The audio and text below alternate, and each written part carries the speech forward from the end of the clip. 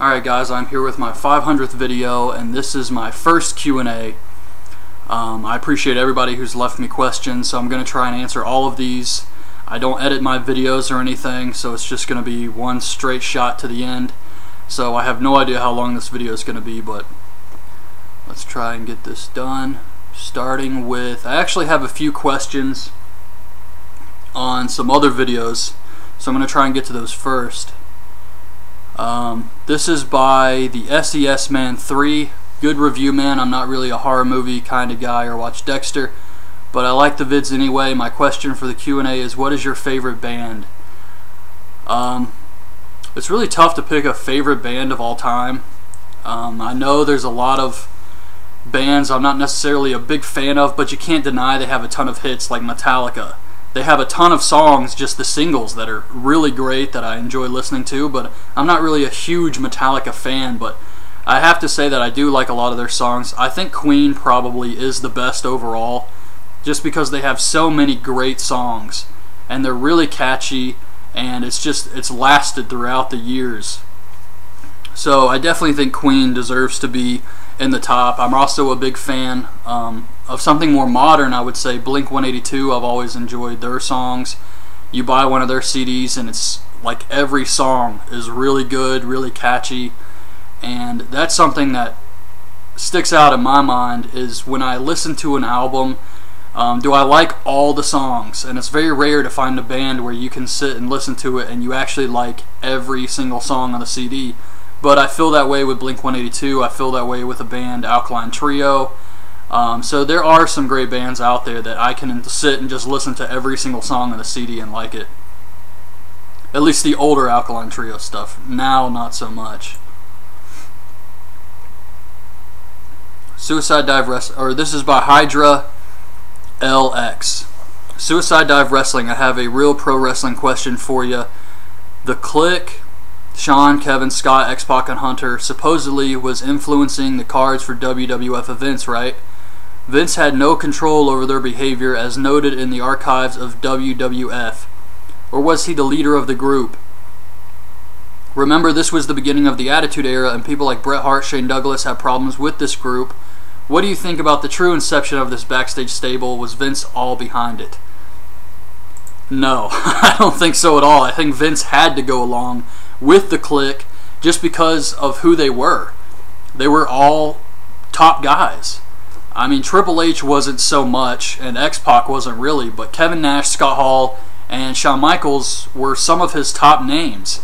And it wasn't so much that Kevin Nash and Scott Hall were there, it was Shawn Michaels. Shawn Michaels was his guy, and whatever he wanted, Vince kind of went along with it. Many times in the past this happened. So I do think that Shawn Michaels had a lot of say in the old WWE era, or WWF era, but I don't think Vince was behind it at all. If he was, Kevin Nash and Scott Hall would have never left. And if them going to WCW was part of some conspiracy, huge plan, I don't think they would have beat them in the ratings for so many weeks, and Vince allowed this. So I definitely don't think Vince was behind that at all. This is by Justin Poole. Hey man, here's some Q&A questions. What's your top 5 best ECW matches and worst ECW matches from the original? Oh man, that is really tough. I can tell you my favorite ECW match right off the top of my head is Sabu versus Terry Funk in a barbed wire match. That was amazing. Really love that match. What's some other good ECW matches? Some of the stuff that sticks out in my mind, you watch it again now and it's not so great, like Sabu versus Sandman Stairway to Hell match. I remember Taz going through the ring with Bam Bam, or the ramp. I can't remember which one it was, but just a lot of crazy moments. Tommy Dreamer versus Raven. Sandman versus Raven in a barbed wire match I didn't think was very good. Sandman, really, you watch his stuff now and it's just, if it was all about the entrance with Sandman, and if you watch it now and you don't really care about the entrance anymore, then you get nothing out of it. But it was always really cool to see the fans go crazy for Sandman. But yeah, once he got in the ring, it was a different story. So who else has some great matches? I mean, Jerry Lynn, Not James Storm, Lance Storm. Rob Van Dam had some amazing matches with Jerry Lynn. I think we all know those. RVD versus Sabu. Sabu versus Taz. Who else would have been around ECW in that time? But yeah, it's hard for me to pick like a key top 5. I like some of the Tanaka versus Mike Awesome matches. And they would bring in like the Luchador group. They had Tajiri, Super Crazy. And who else was in one of those matches? It was one I watched recently, I think for Anarchy Rules, and it was Guido. So those three would put on great matches, and ECW was really good at just giving the fans a lot of different stuff. As far as worst matches, Sandman matches. Some of those are terrible. The Dudley Boys put on some great matches. You had New Jack. Some of his stuff, watching it now, you could say could be a worst match just because it's not really... At the time, it was very hardcore. Watching it back now, it's not really that hardcore. It's kind of just him dancing around hitting people with stuff. And I know that's his thing, but that doesn't really make for an entertaining match anymore. So I would have to say some of his stuff, but not all of it. I mean, I still enjoy some New Jack matches. What's your top 10 best hardcore matches of all time? I guess by hardcore matches you mean really hardcore, like CZW deathmatch stuff. I really liked Cage of Death 5, where it was Zandig, I can't remember what they were calling themselves, versus the High Five. And that was led by Messiah, and that was awesome. They had the Cage of Death. And then they had this big walkway that led to it. And then they had a whole nother ring set up just full of thumbtacks. And people took bumps off the top of this thing into the thumbtacks below. It was just a sick match. One thing that sucked about CZW was when they had to ban the light tubes in the arena. Before, they were having these crazy matches with Zandig versus Wife Beater. The I Quit matches with them. And just a ton of crazy light tube death matches. And then they banned light tubes in the arena, I guess because of the toxic fumes or something. So they had to change it. But yeah, just a lot of the old CZW stuff was great. Tournament of Death. I really liked Tournament of Death 4, the finals with Nick Gage, Necro, Zandig. Sexy Eddie versus... Who did he wrestle in that match? The match where he gets his arm cut open and he's like drinking his own blood. I think that was against Green Phantom, maybe? Sick Nick Mondo versus Zandig from Tournament of Death 2, where he takes the insane bump off the top of the warehouse building. That was awesome. Sick Nick Mondo versus Wife Beater, where he gets hit with the Weed Whacker shot. Damn, what are some other good ones? IWA Mid-South, I actually thought Ian Rotten versus Mickey Knuckles was very good. That match really surprised me because it was the first time you ever saw like a guy, at least the first time I ever saw it, a guy wrestling a girl in a pure death match. And you would think he'd take it easy on her. He did not. There's a thing they use in death matches a lot, and it's a water jug on a stick.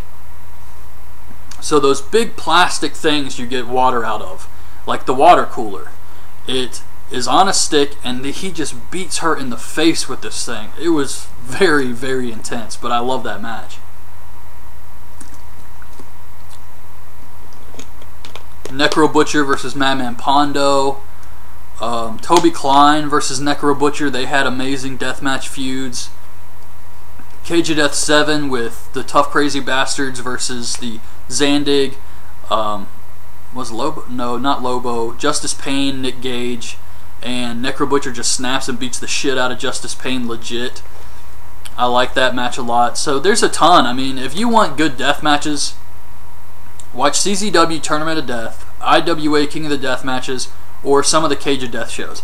Cage of Death shows aren't going to be quite as hardcore because they can't use light tubes because it's in the arena. But the deathmatch tournaments, they do whatever the hell they want there. And I've seen some crazy stuff. I've seen a guy get like darts thrown at his back, get slammed onto fireworks, all types of stuff. What's your 10 favorite bands of all time?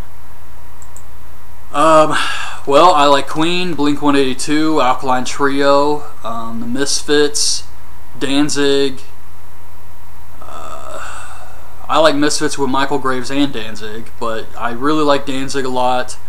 There's some other good ones. No Effects is a band I still listen to occasionally. Ramones. Smashing Pumpkins I always liked.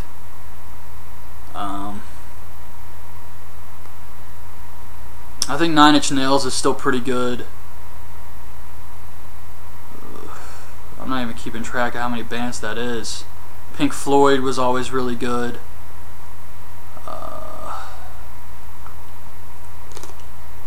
I really have to go through my CD collection for this. I have a huge CD collection, so I guess maybe one day I can go through those and do a video on that. And if you could make a dream pay-per-view with wrestlers dead and alive, who would be in it? Wrestlers dead and alive. I would do Necro Butcher versus Bruiser Brody. Maybe Owen Hart versus Dolph Ziggler.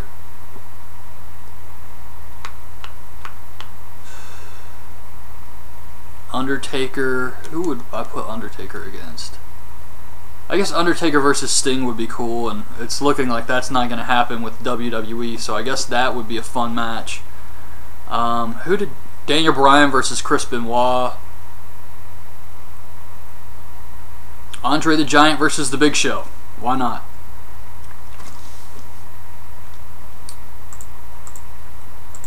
Alright, so this is from Cool Dude 336. What's up? It's me again. I wanted to ask you, would you rather be in a fist fight with Jason, Michael Myers, or Freddy? Well, that's pretty much a lose-lose-lose situation. But if I had to pick one of them, and I had to fight one of those three, it would be Michael Myers, just because he's human. And Jason, you couldn't beat with a... You can't beat Jason shooting him or stabbing him, so you definitely can't beat him in a fist fight. Freddy can only get you in your dreams, which means he has full power. So it would have to be Michael Myers, just because he's the only one who's human and you could maybe stun him. Okay, this is from CM Ray 123. Will you review some more latest movies? Yeah, I actually was going to the theater every single week to watch new movies, and I did that review on Sinister, and the theater just really sucked ass, and it completely turned me off of going. I watch a lot of stuff online, and Redbox, Netflix, things like that, but as far as going to the theater, it's just hard to schedule times to go. I definitely don't want to go by myself, so I'm trying to schedule times to go. And it's tough. Friday night is one of the only times I really can go, and I'm not doing that. It was hell, and there's no reason in me going through that again. So maybe I can watch some of the latest movies a little bit later, maybe not exactly on Friday night or midnight showings or anything, but I do want to review some of the newer movies. Wreck-It Ralph looks awesome. That James Bond movie, Dread 3D, things like that. How did you get your name? I just picked it randomly. Really, I was thinking of some other names and they were taken, so I picked this one and it wasn't taken, so I went with this. Did you ever think you'd get this far? No, not really. I mean, when I started doing videos, it was just audio only, and it was really just a way to bitch about some of the shows. Like TNA I thought was doing some pretty bad stuff at the time. Not as bad as it was a couple years ago, but still not very good. I apologize for my voice. My allergies are going crazy tonight. But yeah, I just started recording the audio videos, and then I got the webcam, so I started doing the regular videos, and I kept going with it and trying to review all the wrestling shows. I just enjoy doing it. It's just fun for me. Who inspired you to make videos, reviews? I watched a lot of people on YouTube, not so much wrestling reviewers. The only wrestling reviewers I really watched were a couple years ago, and that was the RVD Tito guys, Bill and Doug. I just like their opinions. We're around the same age. We watched the same type of wrestling growing up, the Attitude Era, And because of that, I really enjoyed their videos, but I didn't really watch anybody and try and base myself off of them or anything. It was just, like I said, a way for me to bitch about the shows and give my opinions on some of the shows and what I liked, what I didn't like, and I figured why not? I mean, I watch these shows every single week, so I thought it could be fun, and it kind of grew and built up, so I just wanted to keep doing it. Could you review older pay-per-views? I actually did a few old shows. I plan to do more of those in the future, but right now I know I haven't done any in a while. But I have done some old WCW, WWF stuff, a couple old ECW pay-per-views. How long have you been a fan of scary movies? Pretty much my entire life. I don't know what it is. I guess I'm really a big fan of paranormal type stuff. And I love books on paranormal stuff, and I think scary movies are a part of that. It's just the unknown, and it's just a different form of entertainment where you go in and you kind of get like scared instead of you go in and you watch it, or it's an action movie. It just gives you a different feeling than other movies would give you. The suspense and everything. It's kind of like why people ride roller coasters, I think. It's the same reason they go to watch scary movies. Can you do older ECW, WCW reviews? Yeah, I plan to do more of those in the future. Keep up the good work. Isaiah1231CPNYC. The chick in your Halloween vid, are you two an item? I see Balzer77 already answered that, yes. Who would you like to see make a comeback in the WWE? This is by Bert4425. Who would I like to see make a comeback? Oh man, I would want them to be somebody who could still go, and it wouldn't be like a Hulk Hogan type comeback. But who left? I mean, I think they have a lot of guys right now they're just not really using, but I think Jeff Hardy would have a pretty entertaining comeback if he came, just because the fans would really be into that. They love Jeff Hardy in WWE and anywhere really, so that would be pretty entertaining. I would actually, if it was possible, I would like to see Scott Hall in the WWE, even if it's just for a Royal Rumble appearance. As Razor Ramon, he comes out with the music and all that. I would really love to see that, but sadly, with every year that passes, it's less and less likely because he's not getting into the shape he needs to be in. And with every year, he just gets older, and it's going to make it even harder to get into that shape. So, I mean, he really needs to train now if he even wants to be able to do that. I mean, he couldn't even go to the Hall of Fame. That's just, it's so sad because I was always a huge fan of his. What's your favorite pay-per-view out of WWE and TNA? For WWE, it's the Royal Rumble. I always like that. It's my favorite show they do, and I don't know. I think when I grew up, I just always loved the Royal Rumble. I would rent the VHS tapes and watch them over and over again, and it was just always my favorite show. I also really like King of the Ring, but they don't do that one regularly. And for TNA, I guess just Bound for Glory, just because that's when they really have to go all out, and I do enjoy that show. Lethal Lockdown can be pretty entertaining too, but Bound for Glory is their biggest show, and I enjoy that one sometimes. If you were to book WrestleMania 29, what would be your matches? From Master B1297. Oh man, I guess I would do Brock Lesnar versus The Undertaker. This is just what they have going right now, not like what I would, like a dream thing with anybody I want. I would do Brock versus Taker, set that up. I would do Steve Austin versus CM Punk. And I mean, if I was thinking like a business, I would save Steve Austin versus CM Punk for WrestleMania 30.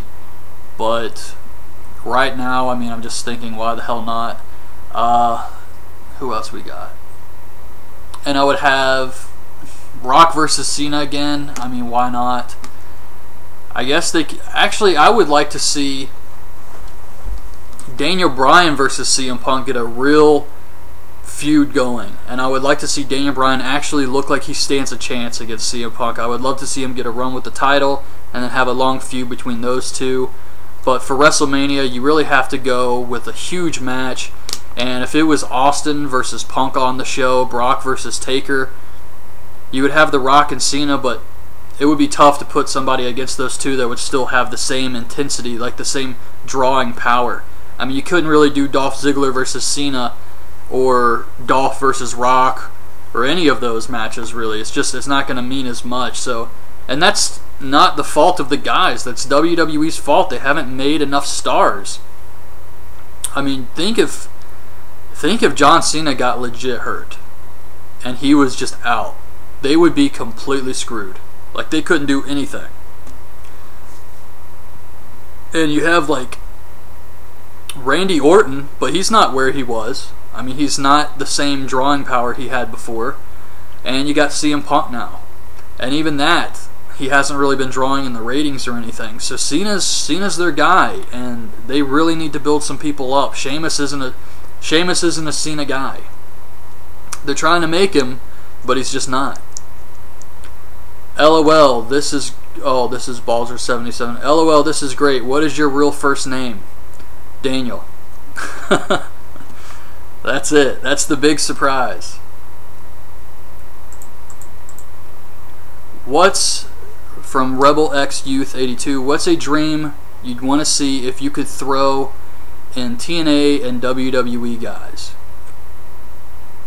I guess a dream match I'd want to see with TNA and WWE guys. I would like to see Bobby Roode in a feud with Dolph Ziggler. I would like to see AJ Styles versus a younger Undertaker. Actually, he has some here. Mine are AJ versus Dolph, Punk versus Angle, Austin Aries versus Jericho, Bobby Roode versus Daniel Bryan. Those are pretty good too, but I would go with AJ, Taker, Roode, Dolph. I guess I could do James Storm versus Daniel Bryan. I like Christopher Daniels a lot, but who would I put him against on the WWE roster? Who's a big guy, actually? Maybe Sheamus versus Abyss. And I don't know. Hopefully WWE starts to really do something. Maybe Christopher Daniels versus Damian Sandow or something like that. Or versus Cody Rhodes. WWE hopefully can do something with these new guys, Ambrose, Rollins. I mean, bring in some of these guys and actually push them. I mean, I'm just so afraid they're going to have Ryback destroy these guys, and just, you can tell how much they need new talent. Who is your favorite wrestler and favorite match of all time? By Murph D979. Favorite wrestler? It's probably between Shawn Michaels and Ric Flair. I really like both those guys, but Ric Flair is probably the best of all time. But when I was a fan, just growing up, it had to be Shawn Michaels. I just thought he was amazing. I liked him as a heel or a babyface. He was just always great. Favorite match of all time? Oh man. Favorite match of all time. That really is a tough one. I would have to say, and obviously I'm going to forget a bunch of stuff, but I'm going to go with Hell in a Cell, Mankind versus Undertaker. 98, I believe, where he takes the bump off the top of the cell. That was just mind-blowing to me. When I watched that, I couldn't believe it. And even after that, when he goes through the top of the cell, I just didn't expect that at all. I thought, what more could they do? And they surpassed it. Also, that reminds me, Mankind versus The Rock. Some of their matches, the I Quit match, where The Rock just beats him in the head with the chair over and over. That was great. Shawn Michaels versus Razor Ramon in the ladder match. That was great. That one definitely sticks out in my mind a lot too. What is your favorite Beatles song? I guess I Want to Hold Your Hand by Eagle with Tourette's 19. Isaiah 1231 CPNYC. If you could date any past or present female wrestler, who would you pick? Any past or present female wrestler? Probably Trish Stratus. I think she's the most attractive one they've ever had. Sunny was pretty good too, though, but I would go with Trish Stratus. She seems to be more level-headed. Sin City Vet 89. I would like for you to make a how to fix TNA video. I love hearing other wrestling fans' ideas on how they would run TNA if they were in charge. So the obviously question would be, how would you fix TNA? Oh my gosh. How would I fix TNA? If I was in charge of TNA, the first thing I would do is I would take Hulk Hogan off of TV where he's not on there all the damn time. I would fire Brooke Hogan, but before I fired her, I would put her in an angle where she could actually put over a heel knockout and have them beat her ass or something, and then fire her. Take the X Division title off of RVD and actually make an X Division. That's something I would do. I know a lot of people who don't even like TNA, who watch TNA and they love the X Division. Well, they don't watch it, but they don't watch TNA, but if they see the X Division, they're interested in the product, and then once it's over, they change the channel. And I think they have something with the X Division, they just, for some reason, refuse to use it. And I would definitely use it. AJ Styles, Christopher Daniels, Kazarian, they got Kenny King, Zema Ion. They could do something with this. So that's something I would do. Main event, definitely continue to push guys like Austin Aries, James Storm, Bobby Roode, maybe bring in some new talent. I heard a rumor they were looking at El Generico a long time ago, but if they passed on him, then they're fools. Because now WWE's looking at him, and he's amazing. Chris 30548 Iffy, best on YouTube. Art of War Clan 1, finally hitting the Q&A video. Let's see, top 5 video games of all time. If you had one night to run Raw, what would you do to make it better, and what wrestling matches would you make to any pay-per-view of your choice if you had control of WWE for the night? Okay, with the top 5 video games of all time, it would be a lot of Mario games, so I'm just going to try and stick to one genre. For the platformer, Mario Bros. 3. For RPG, Skies of Arcadia. For first-person shooter, oh man, I got a lot of those.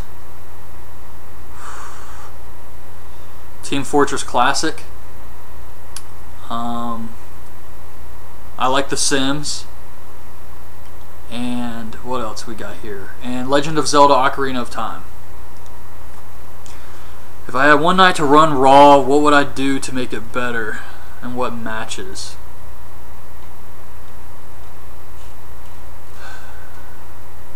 I would have... and what matches would I make to any pay-per-view? I would probably start to build a CM Punk versus Daniel Bryan feud. I would push Dolph Ziggler. I would give him a feud with Randy Orton where he's going to go over. I wouldn't put him against Cena, even though that would get him over, just because it's too unbelievable. Like the fact that now he's going to have a match with Cena, and Cena has to fake an injury just to make it look legit.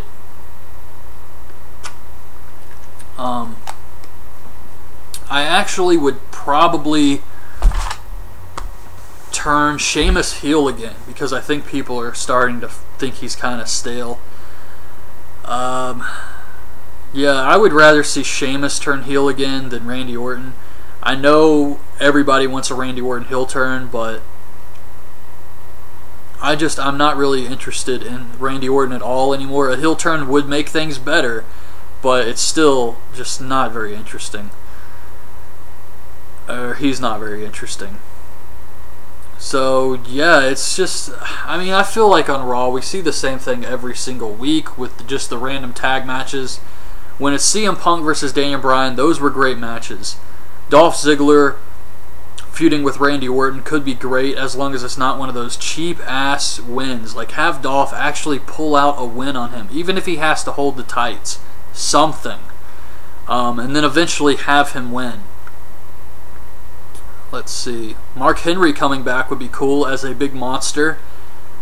He could be a babyface and feud with Big Show. What else? Maybe bring out Brock Lesnar, have him lay someone out here, and then have The Undertaker make the save. That would be cool for a pay-per-view if that's where they wanted to build to WrestleMania. I don't know. It's really hard. I can't say what I would do just for one show because I would constantly be trying to think of where I would take it, what I would want to build to. As far as just pure matches I would like to see, Daniel Bryan versus CM Punk in just a straight up match on Raw would be great. Give them a lot of time, like 20 minutes, and just let them go out, not have a weird screwy finish. That's something I would like to see as a fan. I understand why they can't, but I do think that would be great. Yeah, and Dolph Ziggler versus Orton with Dolph going over would be great too. A push for Cody Rhodes, but maybe have Cody Rhodes beat Sheamus, Wade Barrett beat Sheamus, something like that in a good match. What do you do for a living? What do you do when you are not making vids or doing stuff for vids? By Randall Williams. I think that's pretty obvious. I'm clearly a stunt double for Brad Pitt. And what do I do when I'm not making vids or doing stuff for vids? Everything I do I can use for a video, really. I mean, my favorite TV shows I try to do videos on. When I watch movies or go to the movies, I try to do videos on. Something I really like doing is video games, but I haven't really had a lot of time to sit down and play those. So it's been tough. I like to go out to eat a lot. I like to, when I go around town, or I like to exercise, just all different types of stuff like that. But yeah, I do really enjoy playing video games. I just haven't had a lot of time to do that. I was playing, I can't remember which one it was, but Fire Emblem for the 3DS. It was one of those games you got for the Ambassador program, like the free downloadable game. I was playing Fire Emblem. I really enjoyed that game, and I was playing Link's Awakening for the Game Boy Color. Miss Lizzie Borden. Excuse me. Forgive me if I just missed his name or something, as I only discovered your channel pretty recently, but who was the guy who reviewed some of the Leprechaun and Friday the 13th movies with you? He was really funny. He was a friend of mine, and I wanted to try something different with the videos and try to, I guess, do it every week where we would review the Leprechaun movies, Friday the 13th movies, and what we were doing, we actually were starting to get a couple weeks ahead. We would record them and we try to release one every Wednesday. So I thought that would be a good idea. We could go through all these series, and just in case something happened and one of us got sick or something and we couldn't make it that Wednesday, we would have a few recorded previously. And by Friday the 13th 8, the day I uploaded that one, he couldn't make it. And then Friday the 13th 9, I couldn't make it. I was busy with other stuff. And then by the 10th movie, it just, I think we couldn't get together for that day either. And I wanted to do it because I didn't have one ready to go. So that's the first one I did with my girlfriend. And after that, I just, for me personally, it's easier to just do them by myself. Because I do a lot of other videos, and instead of saying, okay, here's this day, I'm going to sit here, we're going to watch the movie. If he can't make it, I'm kind of screwed because I have other things to do. And if it's kind of like one of those things. So for me personally, it's just easier to do them by myself instead of having to make sure I have time to do it. So now it's just whenever I have time to watch the movie, I watch the movie, record the video. I don't have to try to do it on that day of the week. Do you accept compliments gracefully? If yes, then cool. Love your reviews. You crack me up, they go perfect with a bowl of ice cream. If not, too bad, because you crack me up and your reviews go perfect with a bowl of ice cream. Thanks. I appreciate that. Godsend92. I have 2 if that's okay. What is your favorite so bad it's good movie? 2. What's your favorite movie quote ever? Favorite so bad it's good movie is The Room. When I first watched that, it was actually a request, and I did the review for that movie, and I was watching it and I was like, what the hell is this? It sucks. But after watching the movie, I really enjoyed it. It was just really fun. What's your favorite movie quote ever? Keep the change, you filthy animal, from Home Alone, I guess. I don't know. Or hold on to your butts from Jurassic Park. What's your favorite wrestler currently and of all time? Y2J Break the Walls 1. Currently, WWE, Daniel Bryan. Favorite wrestler of all time, Shawn Michaels.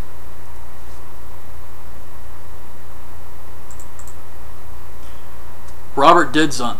Do you think it would make any difference if we had today's technology back during the Monday Night Wars? At what age did you become a pro wrestling fan? I'm not sure exactly how old I was. I was a fan of Ultimate Warrior. I liked Hulk Hogan. And I have pictures of me really young, dressed up like wrestlers. So I'm not sure the exact age. 6, 7, somewhere around there. Do you think it would make any difference for the technology? I guess it's more accessible now for people to get online and read dirt sheets and stuff. I read dirt sheets when I was in 8th grade, I think. That's when I discovered them, so it's not like that was really far away from the Monday Night Wars. I think it was right around the same time. The internet was booming at the same time as the Monday Night Wars. So I don't really think it would affect anything. There have still been some surprises. Can't think of any off the top of my head right now. But there have been a few surprises they've been able to pull out without the internet finding out about it. So it's not like it's impossible. I don't think anybody saw Devon being a member of the Aces and Eights. I know that's a crappy surprise, but it was a surprise. I mean, nobody picked up on that. They thought Devon was fired. So, I mean, there is a way to do it, and this is 2012. So, in the Monday Night Wars, I don't really think it would have been a huge difference. I was reading the dirt sheets. I knew when Chris Jericho was coming back. I knew when the Ultimate Warrior was going to WCW, and it didn't hurt my enjoyment of some of those debuts. I knew when Big Show was going to come to WWE. So, I don't really think it would have changed anything. The problem with wrestling now is it's not the internet. It's the fact that we don't want goofy-ass characters like Fandango. It's better when it's legit wrestling. Like Ring of Honor, I think. Characters can be great to an extent, but it's also, I think what would bring fans back into it is you make it like a sport again. Like with what MMA is, and everybody knows that wrestling is a work. I think you really need to bring in some guys like Daniel Bryan and use them as serious wrestlers. When you bring these guys in, don't try to make them all goofy and stuff. Just let them go out there and put on serious matches. He can still do his character and everything, but he doesn't need to be the comedy guy, if that makes any sense. Like R-Truth, he was great as a heel. I was enjoying his heel work. Now it's all about Little Jimmy, and it's stupid. That's his thing now. Like, he was still a good character who could wrestle and was a heel. And I think that's the problem with wrestling, is they try to do these goofy characters and people just don't give a shit. Nobody wants to see that. Who in their right mind, if you are over, I don't know, 9 years old, and you see this Fandango video come on TV, who is saying that guy's going to be awesome? The first thing I'm thinking is, okay, it could be an entertaining heel, maybe for a few weeks like Brodus Clay when he came back as the Funkasaurus, but after that, who's going to take this guy seriously? I mean, I hope I'm wrong, but just from the video packages, like Wade Barrett's video package, that was good. He was a fighter. he shows his nose and it's all jacked up and he looked like he could kick someone's ass. And then you see Fandango, may I cut in?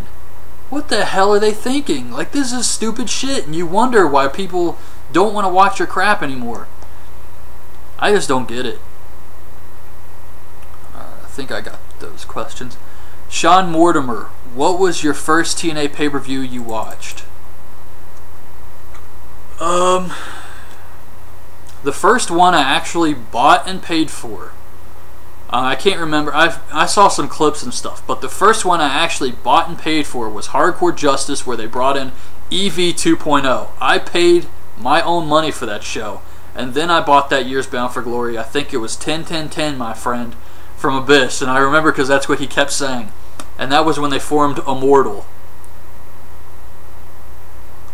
So the EV2 show actually got me. I was watching TNA, but I didn't really care that much about the pay-per-views. I wasn't watching religiously or anything. But when they brought in the EV2 guys, I was actually pretty invested in where they were going to go with this. I am a huge fan of ECW, and after watching that show, I think I won't be ordering another one. It was just, oh man, they're so old, so old. I don't know what I was expecting.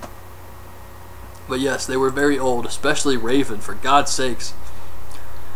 Nick Glenn says, Q&A question, what is your favorite horror movie growing up as a kid? Probably Halloween. I like the original Halloween with Michael Myers. Texas Chainsaw Massacre. Child's Play. What else? Freddy, or Nightmare on Elm Street, Friday the 13th. It's hard to really pick just one of them. If I had to, I liked Hellraiser. Just all of them really. But if I had to pick just one, Texas Chainsaw Massacre. I'll never forget that. Were you a fan of Motor City Machine Guns in TNA, and do you think if the time presents itself, do you think they could reunite in the future? Probably not, because Saban's hurt and Shelley's gone. I was a fan of Motor City Machine Guns. They could have done a lot more with them, but it's not all TNA's fault. They had the injuries, and God, you gotta feel bad for Saban, because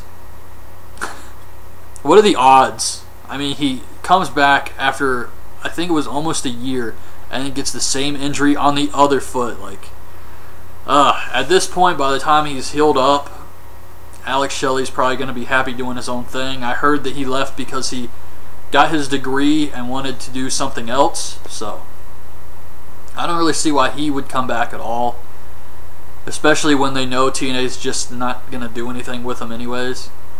If you were the booker for Ring of Honor, what are 5 changes you would make to make the product better? Booker for Ring of Honor. Oh God.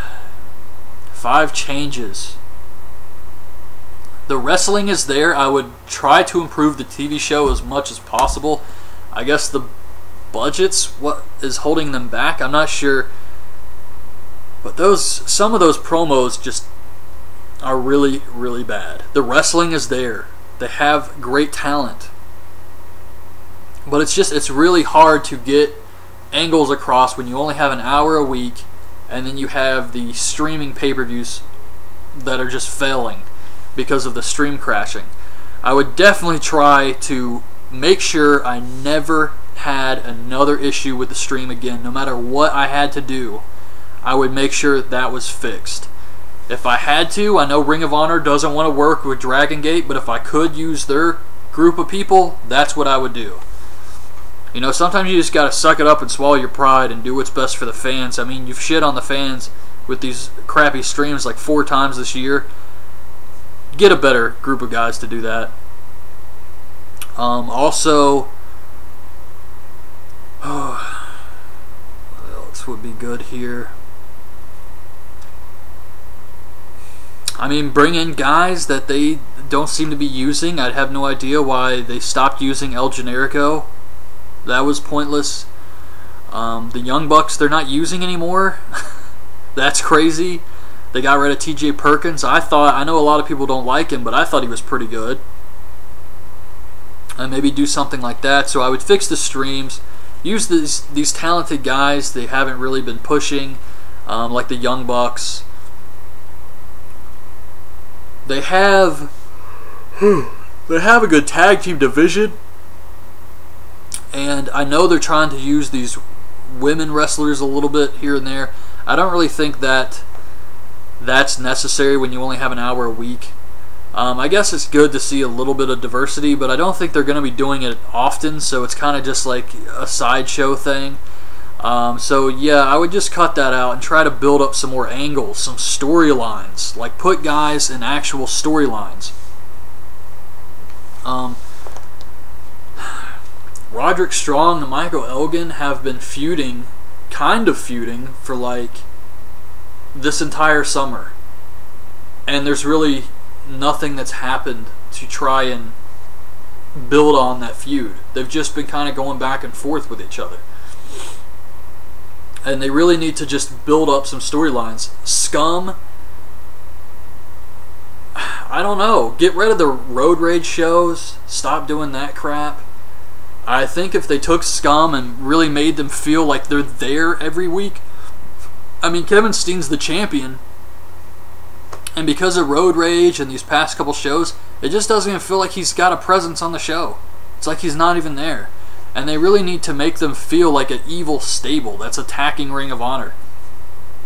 I would change that. I mean, they really need to come up with something for these guys to do. It feels like the same matches over and over again. Last week was a great episode. We had a great match with Adam Cole versus Kyle O'Reilly. But they've been doing that match all year. That's the problem. They don't have enough feuds going on. Mike Bennett versus Mike Mondo because he kissed Maria? Really? It's just they really have to work on putting some angles over here. The wrestling is top notch though. I've watched a lot of wrestling and I still do not think there's a company that has better wrestling in the ring than Ring of Honor. They just go out there and they put on some amazing matches. If you haven't watched some of these matches, you really need to check it out. And 4, did you watch Tales from the Crypt TV show in the 90s? If so, what's your favorite episode? Mine's What's Cooking'. Yeah, I actually have about 5 seasons on DVD. My favorite episode would probably be... There's a few. Some that come to mind first are the one where the bank robber kills the cop after the cop handcuffs himself to him and he's got to drag his body through the desert. And the eagles or vultures start to circle around him. Another one is the Santa Claus that escaped from a mental institution.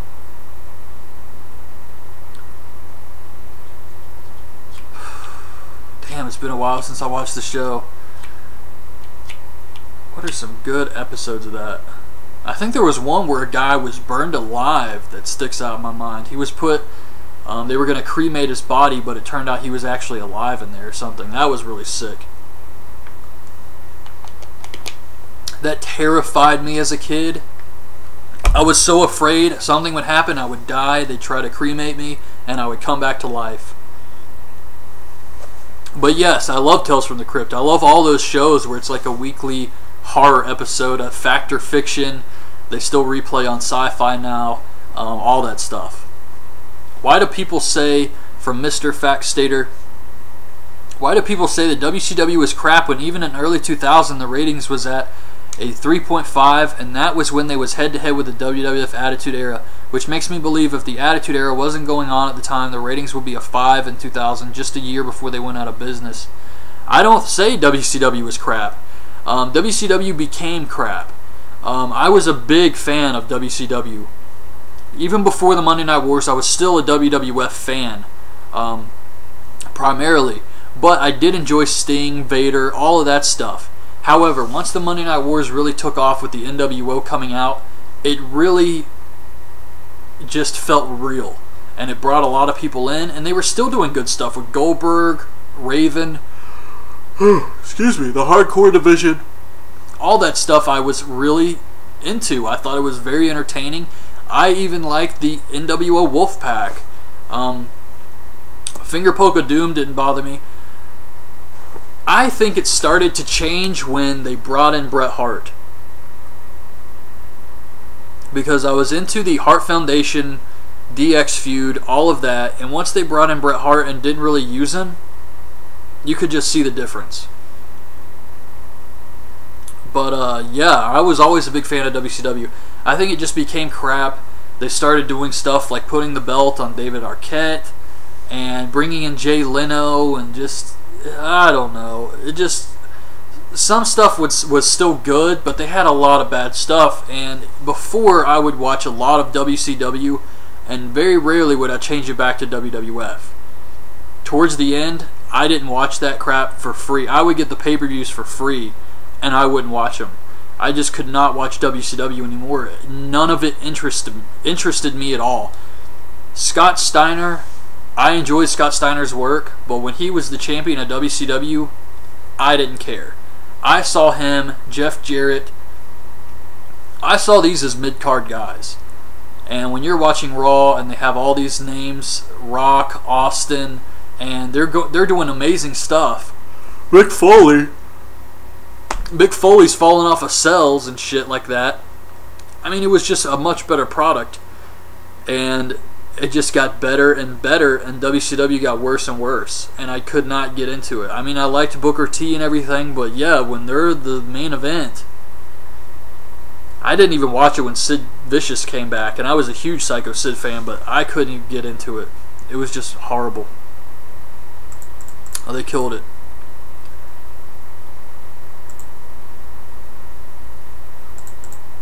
Alright, I'm going to try to pause this video and take a short break here because I still have a lot of questions to go through, so I will be right back. I have no idea how to edit my videos, so hopefully I don't have to do this in two parts. I'm going to try and combine them. Oh man, I went to get myself some coffee and I checked the time on the first part of this that I did, and it's like 51 minutes. That's insane. That's going to take me forever to upload. So I don't know if I'm going to be able to do this. This may be the second part. I'm not sure how I'm going to upload this yet. UCD3AD. How do you plan on beating Jeff Hardy at Turning Point? You're a wrestler, not a ladder climber. That is an awesome comment right there. That is from Austin Aries on TNA before the Turning Point pay-per-view.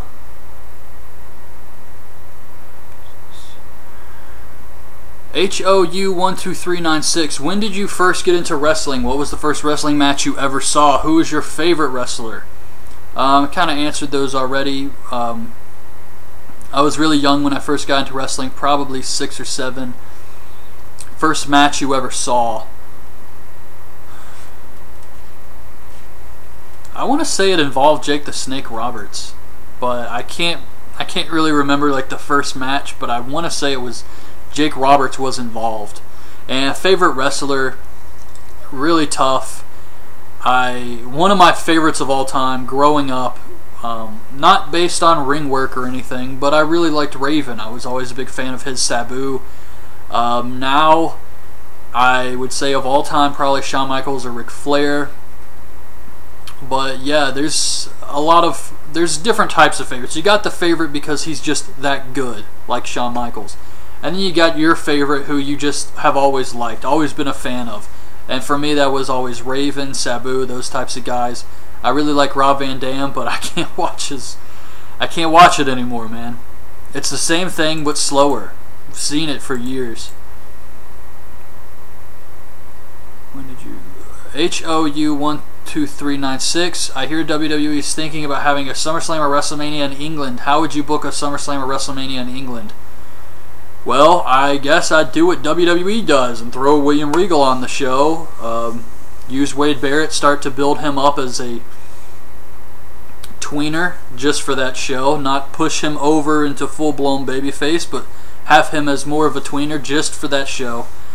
Because you know he's going to get cheered, so he's going to have to go against somebody who is a heel. And if you want to continue pushing him like that, you can. You can turn him full-blown face after, and if you don't, then you can turn him back to being a heel. So it works both ways.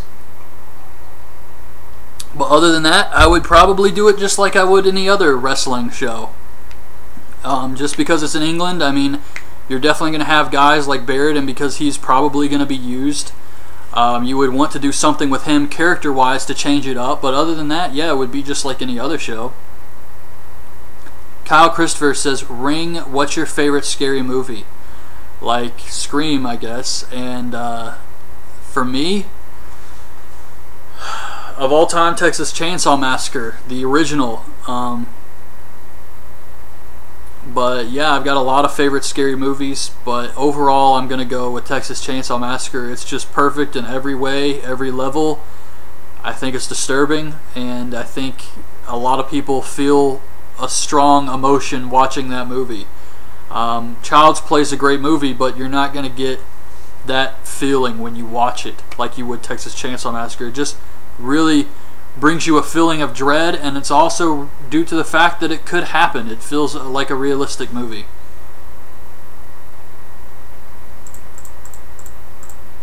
Croon, do you dream about being recognized for your movie reviews like movie reviewers and papers magazines?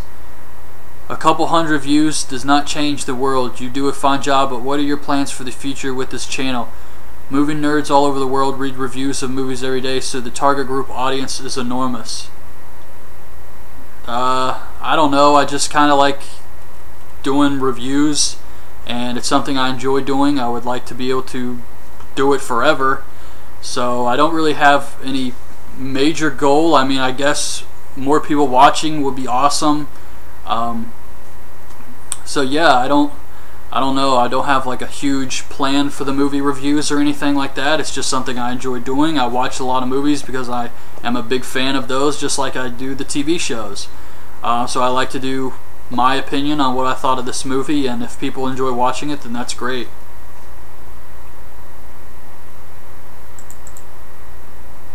HOU12396. Are you ever going to do a WrestleMania review series, Survivor Series, SummerSlam, Royal Rumble? Yes, I do plan to do those. I wanted to do... Which one did I want? I think I wanted to do Royal Rumble. And before I started making these videos, just in my own time, for fun, I watched all the old Royal Rumbles. Every single one of them. I just watched every show, and it was just for fun. It wasn't to do a video. I wasn't even doing YouTube videos at the time. So because I did that, I thought it would be cool to do a Royal Rumble review series. But I was only watching the Royal Rumble match itself. I didn't watch the entire show, so it would take a long time. But yeah, I do plan to do that at some point in the future, go through and watch all the Royal Rumbles. I picked that because it's my favorite show. I actually have a review. It's audio only. It's one of the first videos I ever did of Royal Rumble 2006, I think. And it was pretty fun to do. But yeah, that Royal Rumble match with Undertaker shooting lightning bolts, it was kind of silly. Zombie Zoo 1000. What type of movie do you like better? Survival movies like ATM and Frozen, or found footage movies like Grave Encounter? Both are two of my top favorites right there. I loved Frozen. I liked ATM. Grave Encounters was awesome. I love found footage movies. I like Paranormal Activity. I know a lot of people don't really care much for it, but I'm a huge fan of those, the found footage types and the survival movies. So it's really hard to say. Saw is kind of a survival movie, I think. But I actually have found a lot, if you have Netflix, there's a lot of instant watching movies where you can, they're all survival movies. There's one with Sabrina the Teenage Witch, I think. I hope I'm not imagining this, but I think it's called 9 or something. And it's about these people who wake up and they're locked in a room, and as it goes, you find out more and more about it, why they're all there, and I love that type of movie. And there's a good bit of them on there. So it's really hard for me to pick between the two because I like them both for different reasons. But I guess I would have to go with survival movies because I tend to watch more of those. Robin Meagner. Meaganer. If CM Punk and Mick Foley got in a bar fight in real life, who do you think would win? Mick Foley would beat the brakes off his ass. Mick Foley is one of those guys who's really nice, but if you push him, he could snap. And I think when we see him as Mankind and Cactus Jack and he snaps and he does bang bang, I think in a real life fight, I could see Mick Foley snapping like that and starting to scream at people, and he can take a lot of punishment, and he's a big dude. And I think that CM Punk's younger, he's in great shape, but Mick Foley's just one of those guys. He's old, he's got experience, and he wouldn't take any shit. I could see him just slapping him down. I like them both, though. I'm not saying Mick Foley should kick CM Punk's ass. I just think that if it was a fictional setting, they were in a fight, Mick Foley would kick his ass. Kick MMA 1. Top 10 favorite shows of all time. Example, Dexter Lost. Two of my favorites right there. Top 10 favorite shows. Married with Children. You can't beat it. I liked Home Improvement a lot. Still watch Home Improvement on TBS late at night. In fact, pretty much every night I am watching Married with Children and Home Improvement. I loved Lost. I know they're trying to find a show to replace Lost, and they haven't been able to do it yet. That show was just phenomenal. Loved every season. John Locke was a super badass. Dexter's a great show. It's coming to an end soon, though, so I'm going to have to find a replacement for that. Walking Dead's been great. I liked Rescue Me with Dennis Leary. Oh, man. So many TV shows. Seinfeld's one of my favorites. Scrubs is one of my favorites. Always Sunny in Philadelphia. I'm trying to think of what I have on DVD. I liked Boston Legal a lot. Some other great TV shows. Some stuff I was a big fan of growing up that I watch now and I can't stand, like Boy Meets World. Oh man, Corey is so annoying. I can't watch that anymore. Him and his brother, was his name Eric, I think, were just so damn annoying now.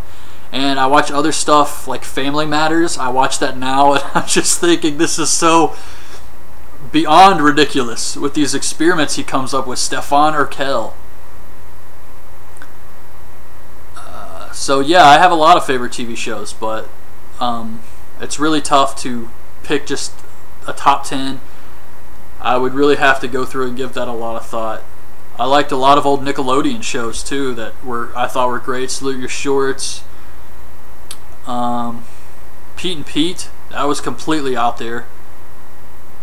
Tons of great shows. The SES Man 3, cool man, thanks. I'm glad your channel is starting to get big. Cena Sucks 0161. Who is your most overrated and underrated current wrestler and why?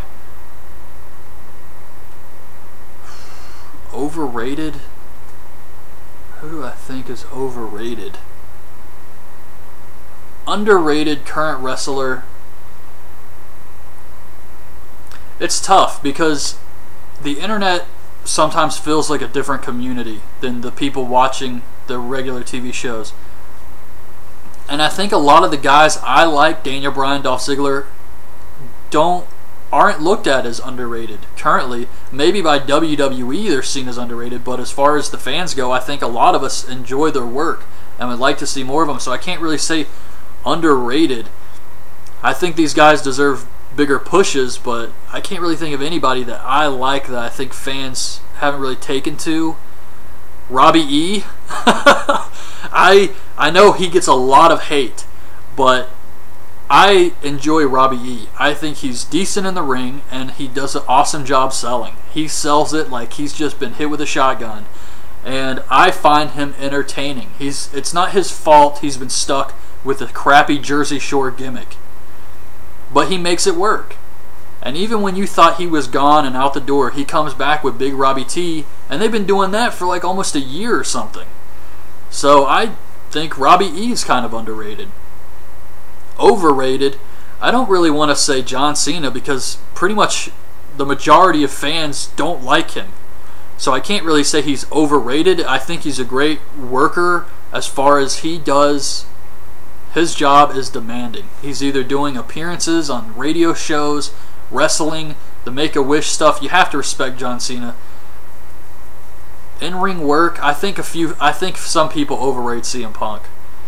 I think when he says best in the world, they think he means that literally, and I don't think CM Punk actually considers himself the best wrestler in the world. He's a great wrestler. He's great on the mic. But I think some fans tend to overrate CM Punk. He's not the best in the world. People who say that haven't watched a lot of wrestling as far as stuff outside of WWE and TNA. There are some Japanese guys that would blow his ass out the water, and that's just the truth. As far as ring work goes, Davey Richards would, I mean, you don't even have to go to Japan to find somebody who's a better wrestler, but still, I'm a huge fan of CM Punk, and people are going to take that and think that I don't like him, but that's not the case. I just think some fans overrate him by saying he's the best of all time or something, and that's his gimmick. He's a heel. He doesn't really believe that. Adam Hollingsworth, why is horror your favorite movie type? I kind of talked about this a little earlier. It's kind of the same reason people ride roller coasters. Horror movies just give you a different feeling than you get from other movies. It's exciting, it's different, and it's just it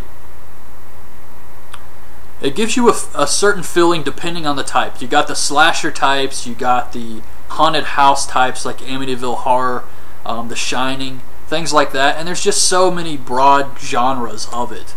So you do have slashers, found footage, all of that monster movies, Godzilla type stuff is kind of horror. So it's just unique.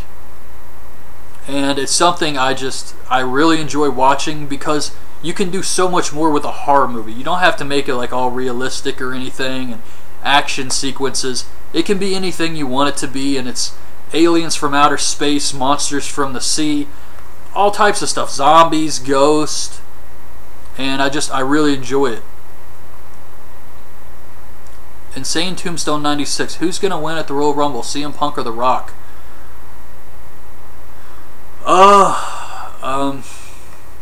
This is tough. Personally, I think The Rock's going to win. What I would like to see happen is CM Punk win, just because The Rock's not going to stick around, and I think whoever ends up beating... Let me see if I can move this up a little bit. I think whoever ends up beating the CM Punk's long reign as champion is going to get a big push out of that. And I don't think someone like The Rock needs that push when they're already so over. So I would much rather see CM Punk beat The Rock and lose it to someone else. I would have really liked to see Daniel Bryan beat Punk, because beating that reign would really launch him. And why not make two guys at once? Instead of making one guy with CM Punk and then having him drop it to The Rock, which doesn't nobody any favors. So it's kind of like they're not thinking long term. They're thinking, how can we make a lot of money at WrestleMania this year? When if they did this, they could make more money in the future. I don't understand that thinking. They're all about the right here and now. They have been patient with CM Punk. He hasn't been drawing the best ratings, and they have been patient with him over that. But I still think they need to go long term. You have to have some patience. Insane Tombstone 96. Who's a better wrestler, Daniel Bryan or Kevin Steen? Easily Daniel Bryan. I think Kevin Steen would actually agree with that himself. Both are great, but Daniel Bryan is awesome. He's amazing, and what WWE lets him do is not nearly what he's capable of. He has so much potential. And when you see Chris Hero, this Cassius Ono, whatever they're calling him now in NXT, when you see this guy, he's capable of going out there and doing some amazing stuff and putting on some great matches. And if they would just let him and Daniel Bryan go out there and wrestle, they would steal the show easily. But I know when he comes back, comes to WWE, it's not. They just limit them. Adam Hollingsworth, who is the best wrestler of all time in your opinion? Best wrestler of all time. If I'm not going by like my personal favorite, like who's my favorite wrestler, just who is the best wrestler of all time, all around, Kurt Angle. I think he is the best. You cannot... So it's hard for a guy to come in from another sport, even if it is amateur wrestling, and make it in pro wrestling. And Kurt Angle blew everybody away. He was having the best matches, and just there's not much else you can say about Kurt Angle. He's amazing. And he's still going out there and doing these crazy moonsaults and shit. It's who's the best wrestler of all time? Young Buck 445. How tall are you? I am 6'1". Adam Hollingsworth. As a younger wrestling fan, I don't remember most of WCW or the Attitude Era. My point is, who is the best wrestler of WCW and the Attitude Era? Of WCW?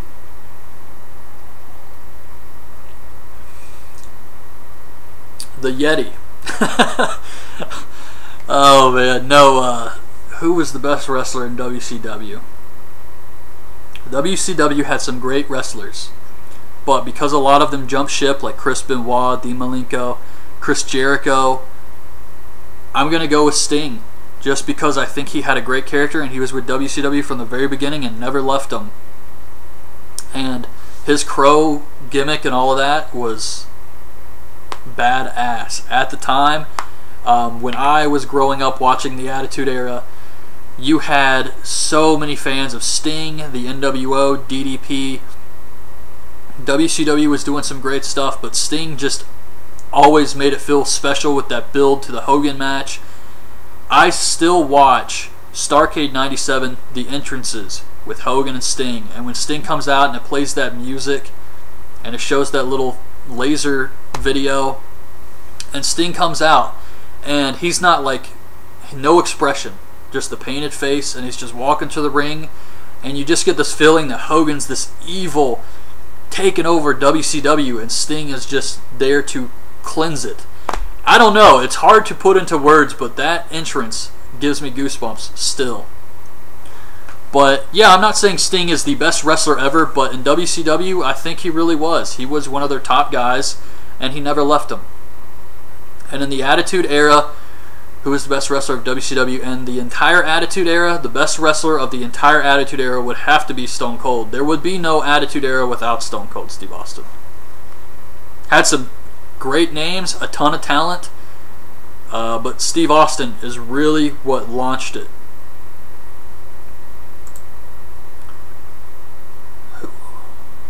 Lazar Head, what's your real name and what do you think of the new Fandango gimmick of Johnny Curtis?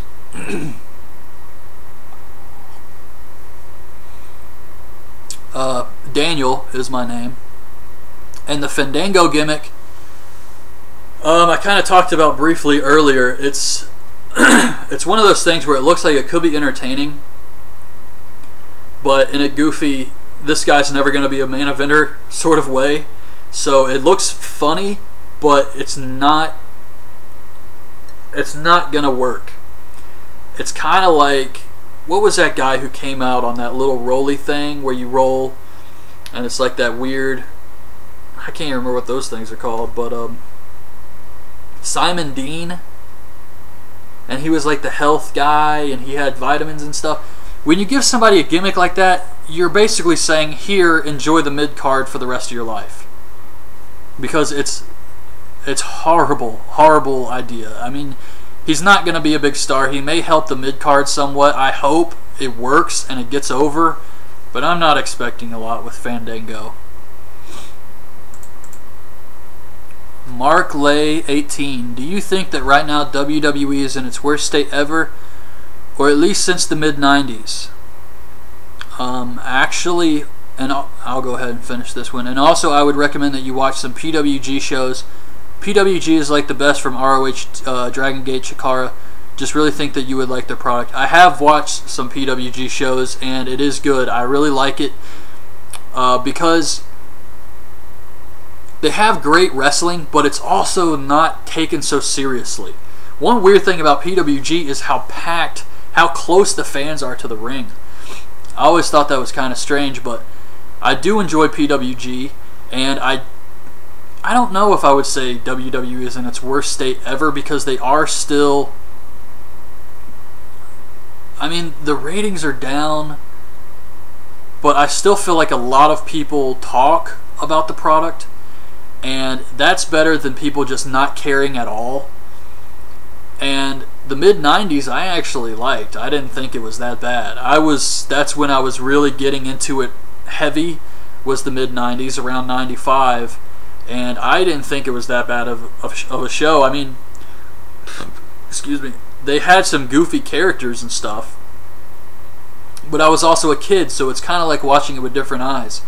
And I think right now WWE has talent, and they're bringing in some good names. Tyler Black, Jon Moxley, Chris Hero. I heard they're looking at El Generico. They're working on bringing in some real wrestlers, and I think if they focus on the wrestling, Daniel Bryan, CM Punk, these types of guys, give them storylines, angles, they could turn this around. But WrestleMania made a lot of money, so I don't think it's in its worst state ever.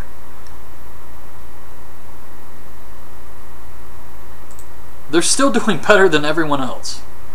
I mean, that's the truth of it. I wish Ring of Honor could get more publicity. Samuel Couch says, make sure I didn't miss anyone here. Samuel Couch says, this is one of my favorite channels, so I will ask a question that's been bugging me for a while. I thought I seen John Morrison fighting Hogan as Aces and Eights on Impact one night, and I know him and Chris Masters are buddies, so do you think he will join TNA at Turning Point? That would be incredible, but I don't see that happening. I don't see it happening either. I think John Morrison has a door with WWE that he can go back when he wants to. I think he wants to take the time off. He was unhappy, and I think why TNA would be good because he could work a lighter schedule, and it would help TNA. But I think he's kind of enjoying working indie dates when he wants to, not really being on TV. And he probably would rather work a few indie dates and then go back to WWE when he feels ready than go to TNA, sign a contract, be stuck there, and possibly hurt future chances with WWE. Samuel Couch, when will there be an Impact 2 video game? I need to know. I don't know what's up with that. I didn't even play the first one for the Wii or the DS, so I don't know, but I would like to see another Impact video game come out just to see what they put up for the roster. You have the Aces and Eights. Are they all going to wear masks? Like, what's going to happen with that? That would be interesting to see just for the crazy roster, but yeah, I think their priority right now is trying to make better shows, and probably not too worried about video games. XScorp18X, is there a way to talk to you one-on-one other than YouTube? I do have Skype, but I'm not on there a lot. The Skype name is Suicide Dive Wrestling. I actually already added UScorp onto Skype, but I'm really not on there a lot. I don't have Facebook. I don't check my Twitter often, so the best way to talk to me one-on-one probably is just the private messages on YouTube. Stops Copies Me 91. What's up, man? I know you do manga reviews each week. My question is, do you like Dragon Ball, Dragon Ball Z? And if so, is it the manga, TV show, or both?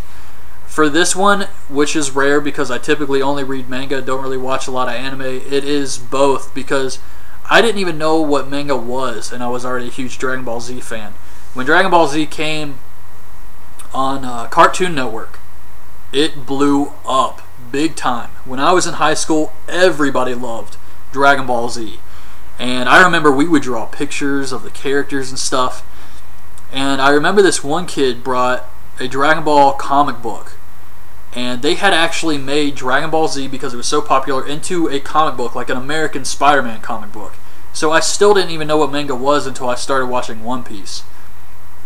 And then I found out about manga, and that Dragon Ball Z was based off this long-running comic book Japanese manga series. So I started to read the manga, and it's much better. I think a lot of fans watch the anime, and some people will get turned off by the powering up and the grunting and how it takes them like 10 minutes to power up. And the reason for that is when you watch an anime show, they're following the manga, and they have to stretch it out because the manga is written 1 chapter a week, and an episode is like 2.5, 3 chapters. So eventually they end up catching up to the anime. Or the anime catches up to the manga. And then they have to come up with filler, and it's not as good. So they tend to drag out stuff in episodes, and that's why in Dragon Ball Z you see a lot of people grunting for like 5 minutes. And I prefer manga because it takes out all of that filler, it takes out all of that, and you can just read it at your own pace.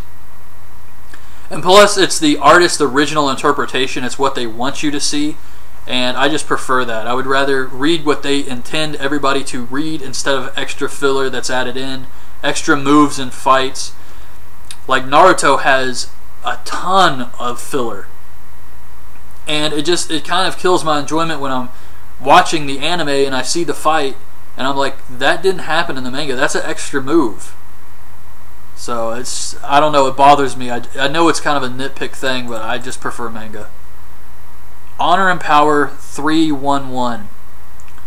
Do you think that the WWE will get more views if they bring back some old matches like 3 Stages of Hell? WWE will get more views if they make their product better. They could have crazy matches, maybe get a few extra buys for a pay-per-view, but that's it. Those people aren't going to keep tuning in. And they kill off the gimmicks. I mean, Hell in a Cell does not need to be a pay-per-view every year. Hell in a Cell should only be a blow-off to a big feud, and it should have blood. Like Extreme Rules with Brock Lesnar versus Cena, that wasn't a stipulation, that was just an amazing match. And Cena starts bleeding in the match, and it was just, everybody loved that. It felt real. And now I feel like they kind of just take something, and they just kind of do it to death, over and over again. Hell in a Cell was really popular, so let's do it every year. Elimination Chamber, let's do it every year.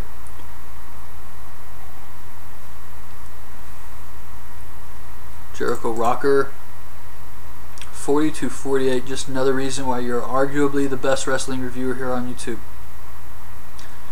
I can't remember what I said at that moment. Jericho Rocker 1234. Oh man, I feel like I'm losing my voice. Who did WWE waste that had more main event potential, Bobby Lashley or Chris Masters?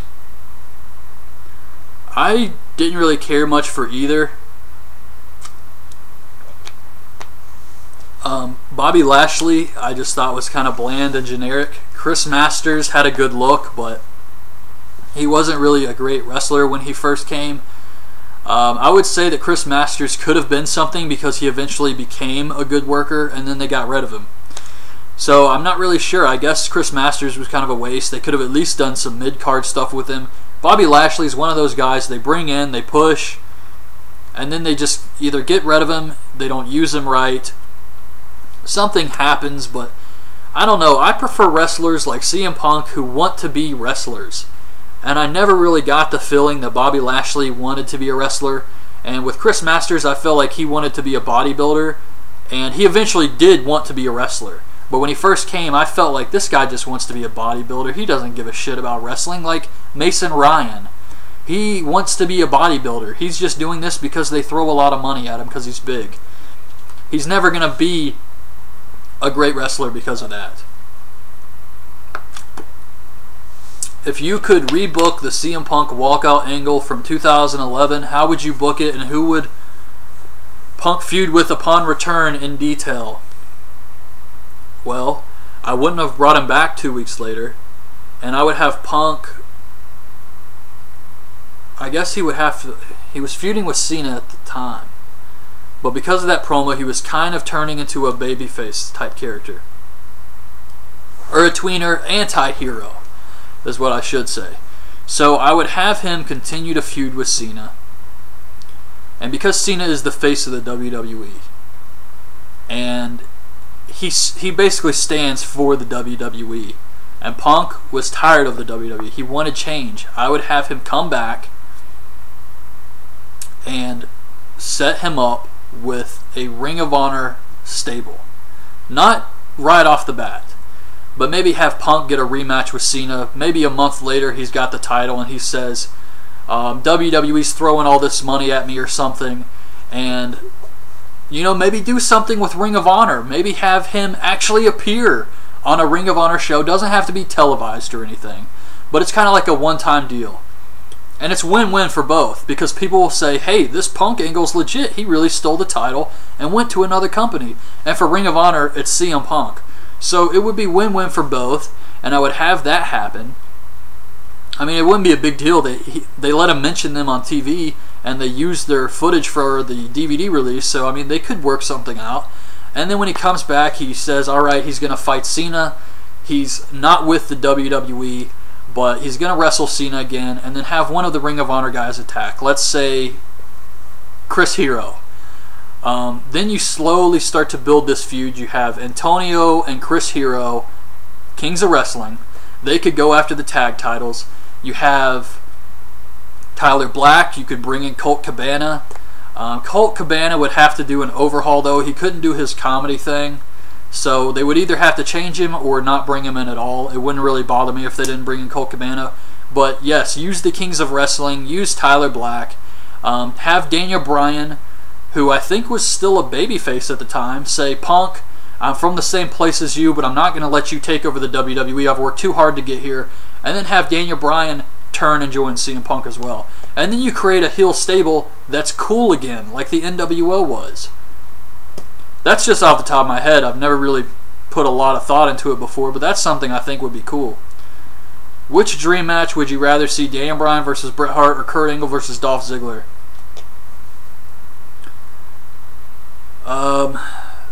That's actually a really tough one. I would have to go... If we're talking about in their prime, I actually think Kurt Angle versus Dolph Ziggler would be the better match. The WWE dropped the ball with The Miz since he went from headliner of WrestleMania 27 to being stuck in mid-card 1 year later. I enjoy The Miz's work, but I was surprised he made it to the headliner of WrestleMania in the first place. And that's just the truth. I don't think he has the ability to carry that. He's a good talker and everything. Maybe if WWE actually built him up, but Miz still has to go the rest of the way. And even though he is a great talker, I don't think he could have kept that momentum. I don't think he could have stayed at the top and brought something new every single week and carved out his niche. I just don't think it would be possible. But yeah, I do think they did drop the ball because he could be better than what he is now. That is true. If you could be a killer, this is from TBH Serial Killer. If you could be a killer like Dexter, what would your alias be? What would be your motive, and what would you use for weapons? That is a weird question. I don't know. I guess I would be a vigilante, and I would use candlestick in the billiard room. I don't know. That's weird. It's an interesting question, but I don't know. I've never really thought about that. But yeah, I guess a vigilante like Batman. Alias, the Avenger, or something. I'd have to think about that some more. Sunil A. Patel. Are you going to set up a second YouTube channel as you've increased the number of reviews you are doing? I thought about setting up a second YouTube channel, but it wasn't for TV shows or anything. It was actually for video game reviews, because YouTube has this thing where you can't do a playthrough of a video game, even with commentary, and because it's all copyrighted. So even if I buy the game, excuse me, even if I buy the game and I record this footage, it's still considered copyrighted content because I didn't create this video game. So I have thought about setting up a second YouTube channel just for video game reviews where I'll actually play through the video game, but yeah, for TV shows and movies and all that extra stuff I'm doing now, I probably won't anytime soon.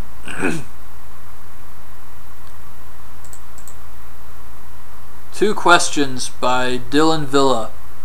Do you think Jeff Hardy will ever return to WWE, and what could you do to completely change the WWE? What would I do? I think Jeff Hardy... I don't know. I would like to see Jeff Hardy return, and I do think it's possible, and because I think they are interested in him, that it will happen. I don't know how soon, though, because Jeff Hardy seems to be very happy with the TNA schedule, and I can understand that.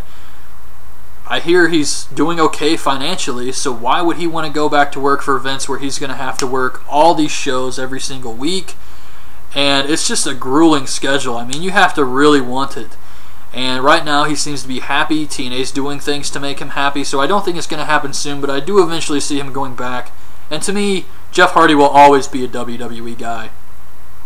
And I think he will probably be in the Hall of Fame at some point. But what would I do to completely change the WWE is I would hire new writers. I would fire absolutely every person they have in creative, and I would hire people who watch wrestling. Some fans don't really know about the creative. God, I'm losing my voice. I'm not used to talking for this long. A lot of fans don't really know like how the backstage stuff works with WWE. And for a while, it was actually like being a wrestling fan, knowing anything about wrestling actually prevented you from getting a job working there. They wanted TV writers. They wanted people who worked on soap operas. They hired Freddie Prinze Jr. to be their producer. These people don't know shit about wrestling. And if I was running WWE, that's the first thing I would do to change it. Vince Russo may not have the best ideas, but working with Vince McMahon, they came up with some great stuff together. And when I was watching the Attitude Era growing up, and even before then, everybody had matches and feuds and storylines and angles. When you would watch a pay-per-view, it was like everybody had a reason to wrestle each other with Goldust, Headbangers, New Age Outlaws. Things happened to build up a card. Now, you have the main event and nothing else. You've got the main event on SmackDown, the main event on Raw, and everything else is really just filler. They don't take time to build a feud. Cesaro and R-Truth hate each other and are feuding right now. Why? There's absolutely no reason. And that's one reason people didn't give a shit about their Survivor Series match. That's the truth, and that's another reason they only have 5 matches announced for one of their biggest shows of the year, because they don't have anything for everybody else to do. And they hire these writers, and it's not that complicated. They could easily do a better job hiring somebody like Jim Cornette, and who else could they get? I mean, look at some of these other companies like Gabe Booking, Dragon Gate, Evolve, and some people are not necessarily big Jim Cornette fans. They're not happy with what he did in Ring of Honor. And some people don't like the way Gabe books Dragon Gate and didn't like the way he booked Ring of Honor. But they're still people who know wrestling.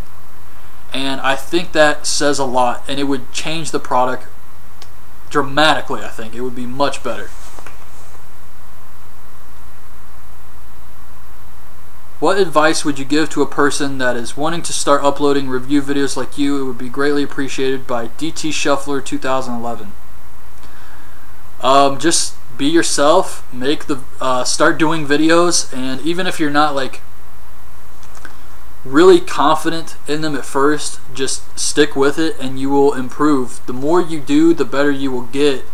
You just have to stick with it. Some people start doing videos and then they stop, or you have to be consistent, I think, is the key to it.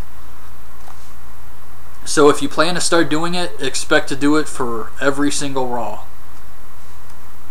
The J-Rock Freak, have you seen Booker T's Reality of Wrestling on here, and if so, what do you think of it? I haven't watched any of that. I did watch Booker T's Fave 5 videos and his... I think he did a Q&A at one point too, so... that's really all I've seen from his channel, but it was entertaining. I wish he'd do another Fave 5 video. Collapsing Faith, what is your real name? Daniel. Collapsing Faith. Also, what happened to the guy you used to do Raw reviews with? Same thing as the horror movies. It's just easier for me to do them by myself. So it's something I wanted to try because I was doing Raw reviews every week, and Raw is one of the biggest shows of the week. TNA Impact's another big show, but I thought it would be fun to try to have another person on there with Raw, and it's just much easier for me to do them by myself. And sometimes people can't make it. Sometimes I have to wait a little bit before I record, and Raw is 3 hours now. So if I start recording around 12, that's pretty late.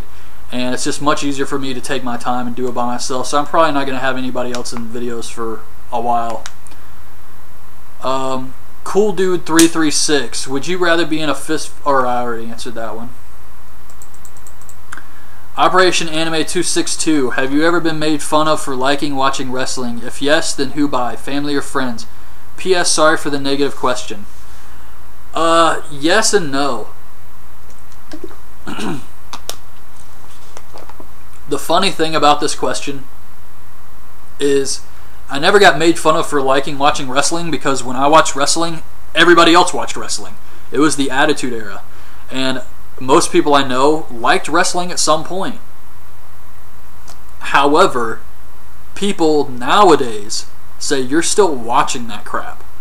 That's the response I get from a lot of people. All those people who used to watch it in the Attitude Era don't really give a shit anymore.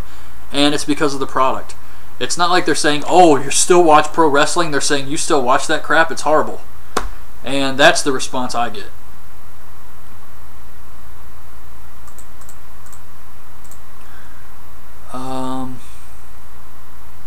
Let's see here. Jericho Rocker 1234. What are some of your favorite SummerSlam matches of all time? Which match would you rather see? Kurt Angle versus Sheamus or AJ Styles versus Wade Barrett? I would probably go with Kurt Angle versus Sheamus. I think that would be the better match. Both would be interesting, but yeah, I would have to go with Kurt Angle versus Sheamus. And favorite SummerSlam match of all time?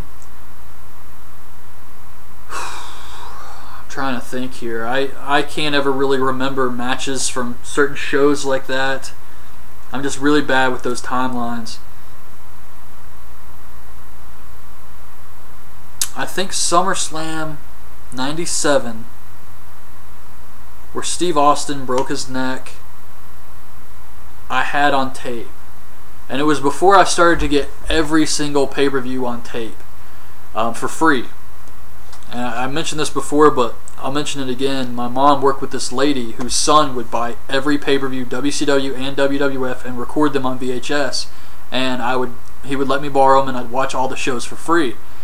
And before I started getting those, I remember ordering SummerSlam 97, and I recorded that myself, and I watched that show over and over again. And I think that was the one where it was like Brian Pillman versus Goldust, loser had to wear a dress, British Bulldog versus Ken Shamrock, Austin versus Owen Hart, and I thought that was a pretty good show. But I can't really remember like any specific SummerSlam matches. I also remember they had this thing on that show where Sonny and Sable, they were doing this giveaway where they had a coffin full of money. And they had these two kids who won the contest. And they got to pick from this giant board of keys. There's like 500 keys. And they get to choose one key and open the case. And if the coffin pops open, they win all this money. The odds were so against these guys. It was like, what did you think? I think part of the contest was obviously they got to go to SummerSlam and they got some SummerSlam gear and they got to meet Sable and Sonny and all of that. But there was no way in hell they were winning this money. I mean, there was like 500 keys and only one of them opened the lock. It was crazy. People without a face, will the WWE get more talent, and do you think they need it? I think they have enough talent now, especially with Ambrose, Rollins, Daniel Bryan, Cody Rhodes, Damian Sandow, Cesaro. They have talent, and they desperately need it. They just really need to push some guys. They need to build some guys up.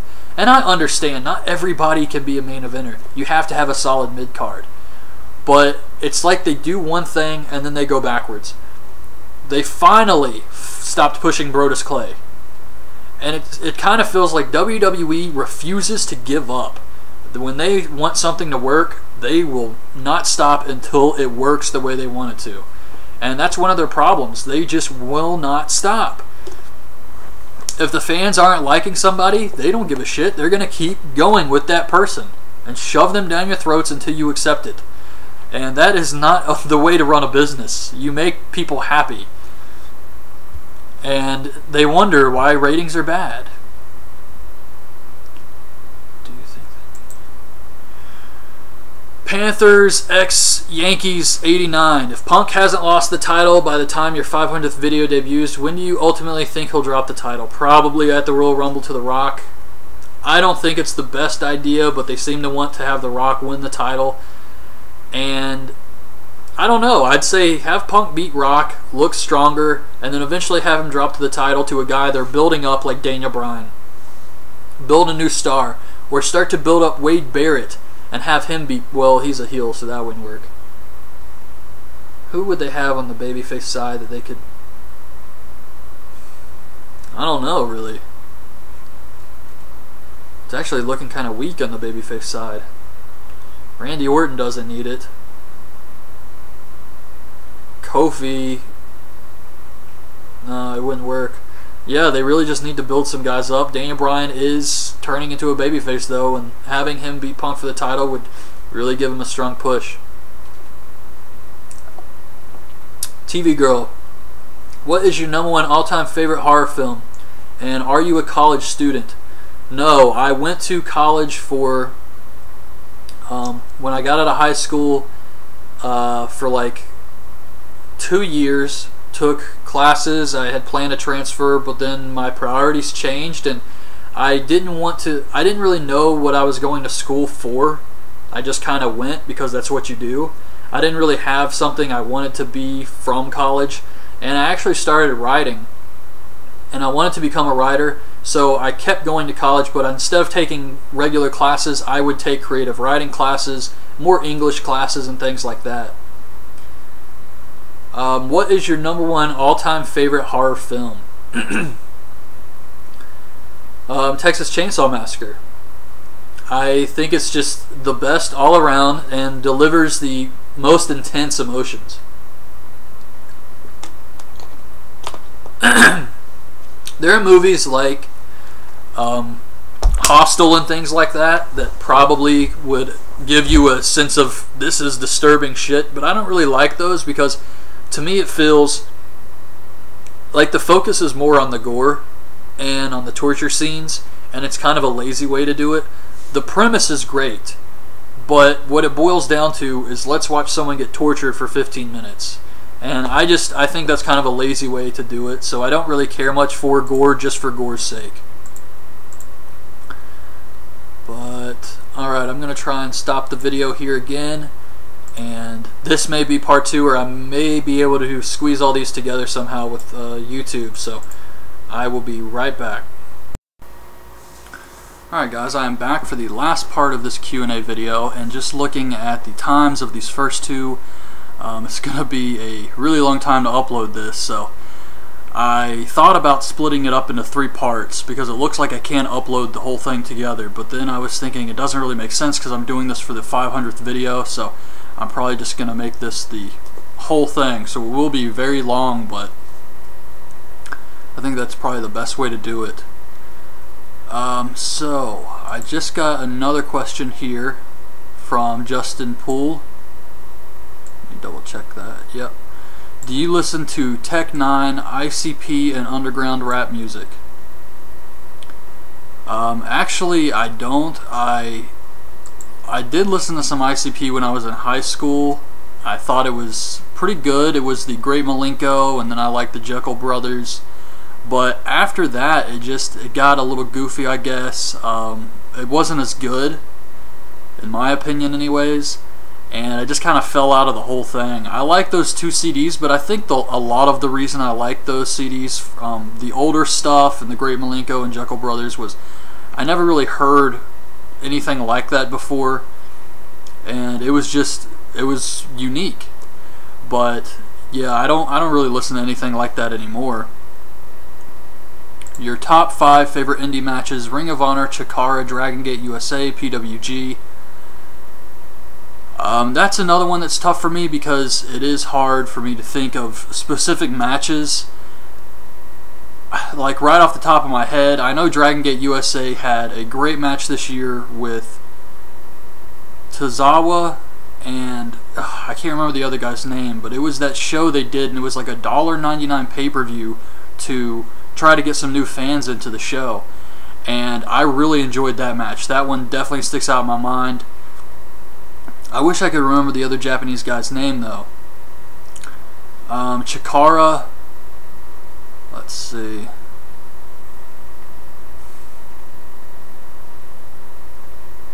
Yeah, I can't really think of any specific matches. I know Ring of Honor's got tons of great matches. Punk Danielson, Punk, Samoa Joe. Let's see. Nigel McGuinness versus Danielson. Michael Elgin versus Kevin Steen was a recent one that I thought was a great match. Davey Richards versus Michael Elgin was a great match. Davey Richards versus a lot of guys is always a great match. Some of the ladder war matches are crazy. Steen Generico, Briscoes. Who's your... and for PWG, I haven't really seen enough of them to actually do like 5 favorite matches, but I definitely want to watch more of them. Who's your top 5 best ROH wrestlers? If I was in charge of Ring of Honor, I would definitely be trying to push the Briscoes more. I think they're great, and they've done everything you can do, really. But I still think they're drawing people into Ring of Honor. I think they're still getting them new fans now with the TV deal. If you watch some of the stuff they do on the TV show, it's the Briscoes are doing a lot of the promoting. Whenever they do live shows around this area, it's always the Briscoes signing autographs. When they do radio or TV spots, they send the Briscoes, and I definitely would continue to push them. It's hard to push the Briscoes because they have done everything, and you got to just keep coming up with new feuds for them, I think. And right now, it's kind of like they don't have anything for them to do. They can't go feud with Haas and Benjamin again because we've seen that. Kevin Steen, I would also start doing a lot more with him. El Generico. Davey Richards, I think, is still an amazing wrestler, and they could use him. Top 5 best. And they actually have a great roster with some talented new guys. Cole, Michael Elgin, Kyle O'Reilly, I'm a big fan of his. And they have a lot of talent, so it's easy to think of 5 best Ring of Honor wrestlers because they have so much talent. Tommaso Ciampa is another guy. It's really about feuds, and it's about building up feuds for these Ring of Honor guys and making them, making the fans care and get invested in them. They don't always have the best promos and stuff, but they really need to work on those storylines. I thought that I did enjoy some of the Jay Lethal stuff with him getting pissed off about Kevin Steen spitting in his mom's face. And that was good. Jay Lethal's intensity has been great lately, and they can really do something with that. But I feel like because the show's only an hour a week, and then they do these road rage shows, and the shows are taped so far in advance, it really makes the feuds drag out, and then whatever steam they build where fans are into this feud kind of dies off. Top 5 TNA wrestlers. Bobby Roode, James Storm, Austin Aries. These are guys they should really be pushing. I think they can still do a lot of great stuff with AJ Styles. I like Zema Ion. They just brought in Kenny King. Those are 2 great guys. Who else is in TNA that I like watching? I think Bully Ray's been doing a great job as a heel. Not crazy about this Aces and Eights angle, but I think once he eventually joins Aces and Eights and goes back to being that heel Bully Ray, it's going to be awesome. Top 5 WWF E-wrestlers of all time. I would say Shawn Michaels, Kurt Angle. I would count Ric Flair in there. Steve Austin. And Undertaker, I guess. I like The Rock, and I think Triple H deserves to be in that spot, but for me personally, I just think Steve Austin was a unique character, and he's definitely one of the greatest of all time. Undertaker always delivers, and Shawn Michaels is great, Ric Flair's great. Although a lot of the Ric Flair stuff is probably from his time in other companies, not so much WWF or WWE, but I still would include him because you can't. Shawn Michaels was the best of all time for my generation, just my opinion, obviously. But Ric Flair was the best for multiple generations, multiple companies, and back when wrestling, you had to go to different territories. And Ric Flair was still like the best guy in multiple territories. That's hard to pull off, and he did it. So you can't really deny Ric Flair as being the greatest of all time. Whether you don't like the fact that he took some stuff, the Buddy Rogers stuff, he's still definitely one of the greatest of all time. And God, if he could wrestle full time for TNA, he'd still be doing it. Yeah, not the wisest decision, but he loves wrestling. If you could be a WWE superstar, what would your gimmick be?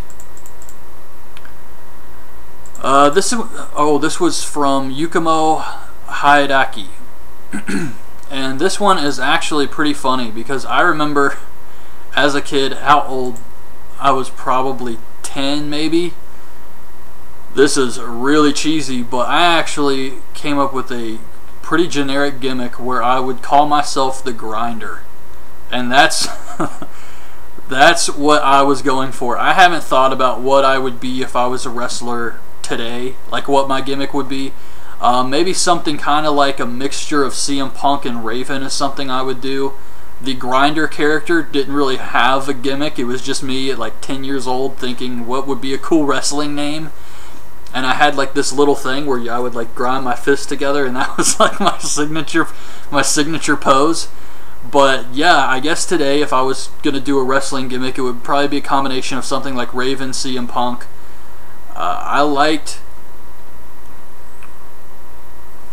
I'm trying to think like what my outfit would be. It definitely wouldn't be jorts, but it would be kind of a I don't know. I'm not really sure what I would wear out there, but something like that where I would just probably cut heel promos and try to be a heel that way. But I was always a huge fan of how Raven would come out there and sit in the corner and just cut these heel promos and get so much heat. And I always really liked that. I liked his gimmick a lot. For EEFUL, what's your favorite WWE era? The Attitude Era. And I'm not saying that because I don't like other eras of wrestling, but the Attitude Era was something special and it cannot be done again. They had a huge opportunity to do some amazing stuff with the invasion angle, and I was disappointed with that because that should have been much better than it was. But there is no way it's gonna happen again unless some guy like Ted Turner comes along and buys up a lot of indie companies or something like that and then puts them on TV. I mean, you're talking billions. And it's just, I don't see it happening. But that would be the only way, and even then it would take time to build that product. TNA will not be able to compete with WWE if ever, but if they do, it's not going to be for like 10 years, 15 years, way down the road. And they really have to start improving now if they ever want to even see that before they're considered competition. So I do think it's going to be a long time before we get another Monday Night War. And just as a fan, I feel very lucky that I got to be a fan during that era because ECW, WCW, and WWF were all great shows. And the talent pool was amazing. And they have a lot of great stuff now and a lot of great wrestlers with Ring of Honor, TNA, and WWE. But it feels like WWE is happy to do the bare minimum because they don't have competition. Whether you like what they put on Monday night or not, you don't have an alternative. They don't have to worry about you clicking over to another wrestling company. You can click over to other stuff, but there's no wrestling alternative. And they know wrestling fans want to watch wrestling on Monday nights, and they're kind of stuck with WWE. But there's also a lot of fans who, when WCW closed, didn't start watching WWE. They just quit altogether.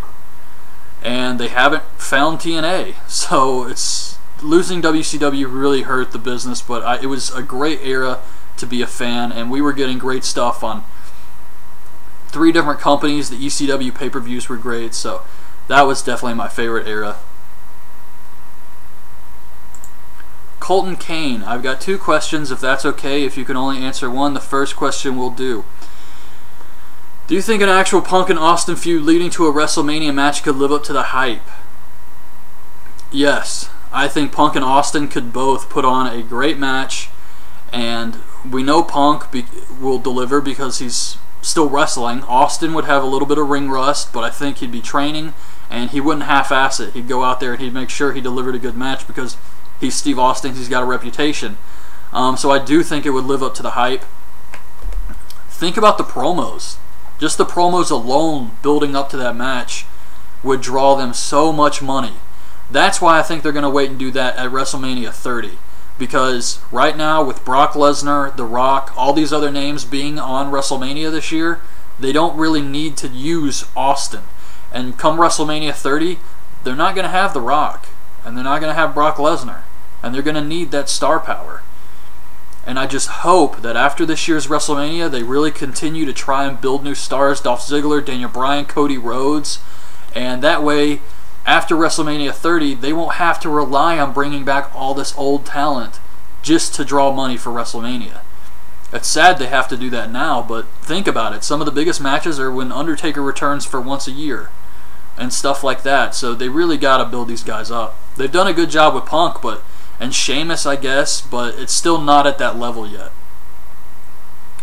Do you think it was a good idea to turn Austin back heel at Invasion, especially after the fantastic old Stone Cold stuff on the previous Raw and SmackDowns?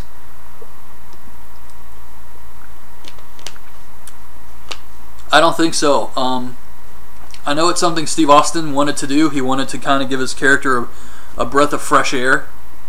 I wish there were some people nowadays who would do that and man up and tell Vince that they want to be heels, like Cena, Orton. But yeah, Stone Cold pretty much could do whatever he wanted, and he did. And he wanted to be a heel, and it flopped. I'm sure he regrets doing it. And it just, you can't. Some guys are at a level where when you're the anti-hero, you can never really be a heel. Steve Austin was a babyface from stunning guys like Santa Claus and Jim Ross. And when you become a babyface from doing things like that, it's hard to become a heel and get that reaction. People just, instead of booing you, they're just kind of confused, but they still feel, it's Steve Austin, let's cheer. So it doesn't really work on a lot of levels. For EEFUL, top 5 RPGs. Skies of Arcadia Legends, one of my favorite games of all time. Chrono Trigger, another one of my favorites. Super Mario RPG, I love that game. There's a lot of Final Fantasies. Hard to pick a favorite Final Fantasy. I liked 8, I like 7. I like the ones they remade for the DS that were with updated graphics, 3, 4. What's some other good RPGs? Secret of Mana was a great RPG. Wild Arms.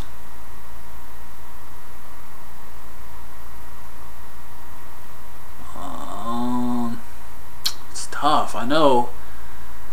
I've always been a Nintendo fan, and Super Nintendo was really the last Nintendo console that had great RPGs for it. Nintendo 64, it was like that one game, Quest 64, didn't really deliver, and they never really got a lot of RPGs. GameCube had some, but it was still really lacking. The Wii's had some good ones though. Arc Fantasia Rising, I can't remember the name of it. Arc Rise Fantasia, that's another game I thought was pretty good for the Wii. The Paper Mario series is good. Honor and Power 311. Who do you think is the hottest WWE diva today?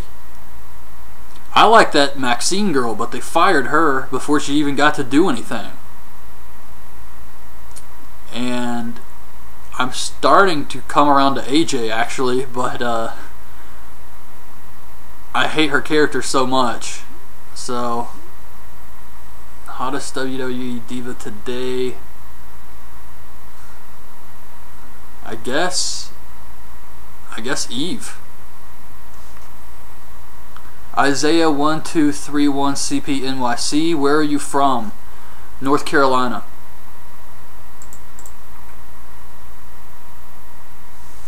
And I just found out that Ring of Honor is coming back here March 30th to do the where we have like the state fair, and that's going to be awesome because it is very close to where I live. So I will be going to that one. That's the closest Ring of Honor's ever come to me. Nick Glenn, do you have a video game console? If so, which one? And do you have online? Are you okay? My video game console, I have always got the Nintendo consoles, every single one of them. I still haven't got the Wii U yet, but that's mostly because I don't have time to play the Wii U, and I know if I get it, I'm gonna have trouble making sure I do all my other stuff. So I've kind of put off getting the Wii U for right now. But I do have the 3DS, the DS, all the Game Boys, Super Nintendo, 64, regular Nintendo, GameCube, the Wii, and my brother was the one who would actually get stuff like Sega, PlayStation, and the other system, so I was able to play those. But I've always just been a big Nintendo fan. And I do play the Wii online. I have GoldenEye online, I have Black Ops. A lot of the first-person shooter games I like to play online on the Wii. Monster Hunter Tri is a great Wii game. So yeah, that's usually what I spend a lot of time playing when I am playing video games. And I love zombies for the Wii, but it sucked because Black Ops, we got one zombie map. That's how much it sucks to be a Wii owner. One map of zombies, and that is one reason I bought Black Ops. And there's the option to download and buy more maps, but they never gave them to us. So it's Kino der Toten is the only map we get to play over and over again. And to top it off, there's a glitch in the map where I can stand at the top of the stairs in zombies, and I can get them all down below me, piled up, and they can't touch me. And I'll go into an online lobby and I'll tell the other people how to do this, and then I'll show them, and then we make it to like round 40 or something, and then the Wii freezes. Like, you can't even play it that long because it works the Wii so hard to play Black Ops that it'll freeze. So it won't even save how far you... It sucks, man. I hate that. That's why I'm glad the Wii U is a better console and we can finally play some of these other games we haven't been able to get, like Arkham Asylum and things, or Arkham City. 2, are you a fan of comic books? If so, do you collect them? I am a fan of comic books, mostly when I was younger. I don't really read American comic books anymore. I prefer manga, and that's because American comic books kind of... it's too much. When you read a manga story like One Piece, it's one guy, he writes it, starts, and it ends. With American comic books, there's like 5 issues of Spider-Man. Spectacular Spider-Man, Amazing Spider-Man. Like, what's the real story? What is happening? And it became too much. People come back to life all the time, and there's just so many different issues you have to get for one storyline, and it's just really turned me off of American comic books. There's still some great ones like Invincible and The Walking Dead and things like that, but as far as like your weekly Incredible Hulk, I don't collect those anymore. I have a ton of Spectacular Spider-Man comic books. I did a comic collection video, or at least some of my collection, months ago. But yeah, I haven't really been collecting American comic books in a very long time. 3, top 10 favorite bands. And 4, do you listen to punk rock? If so, what are some of your favorite bands of that genre? I do like punk rock. That's probably my favorite genre of music. It's one I've just listened to the longest, I think. But I like everything. I like all types of music. Some of my favorite punk bands: MXPX, NoFX, The Misfits, with Danzig or Michael Graves. The other stuff I don't really care for. The new Misfits, with where it's just Jerry only, is... I don't know what that is. It's not necessarily bad because I have heard some of it, but it's not the same. And it's one of those things where the Misfits is still thriving because of the name. In fact, I'm wearing the Misfits shirt now. But it's one of those things where the band is still going just because they're the Misfits. But it really hasn't been the Misfits since Danzig left. And Michael Graves was a great way to restart it. And that's when they started wrestling for WCW. So that was good. But after that, yeah, I don't know. I think it's kind of a done deal with the Misfits. Some other punk bands. The classics, Ramones, Sex Pistols. God, this is another question. It's hard for me to think of things off the top of my head. I have to go through my CD collection. But I guess Alkaline Trio, Blink-182 are considered pop-punk bands, but I like them. I like the old Green Day stuff. I don't really care about them at all. I haven't cared about them in probably 10 years. But they were a good band at the time. Rancid is another great punk band. I was surprised to find out that Lars was such a huge wrestling fan. When I was watching that punk documentary, he's in there a lot, and he's talking about other companies and wrestling. He's a huge wrestling fan. Top 10 favorite bands. Yeah, I kind of talked about that a little bit earlier. Just, I like Queen. I like Smashing Pumpkins. Nine Inch Nails has always been really good. I've always been impressed by Trent Reznor just because he does it on his own. And yeah, there's a lot. I will probably have to either answer this in another Q&A and really put some thought into it after I look at my CD collection, or make like a CD collection video. 5. What are some of your favorite anime shows? Top 5 list if you can. Even though I don't really watch a lot of anime, I have been watching the latest One Piece episodes the past couple weeks, and One Piece is a great anime show.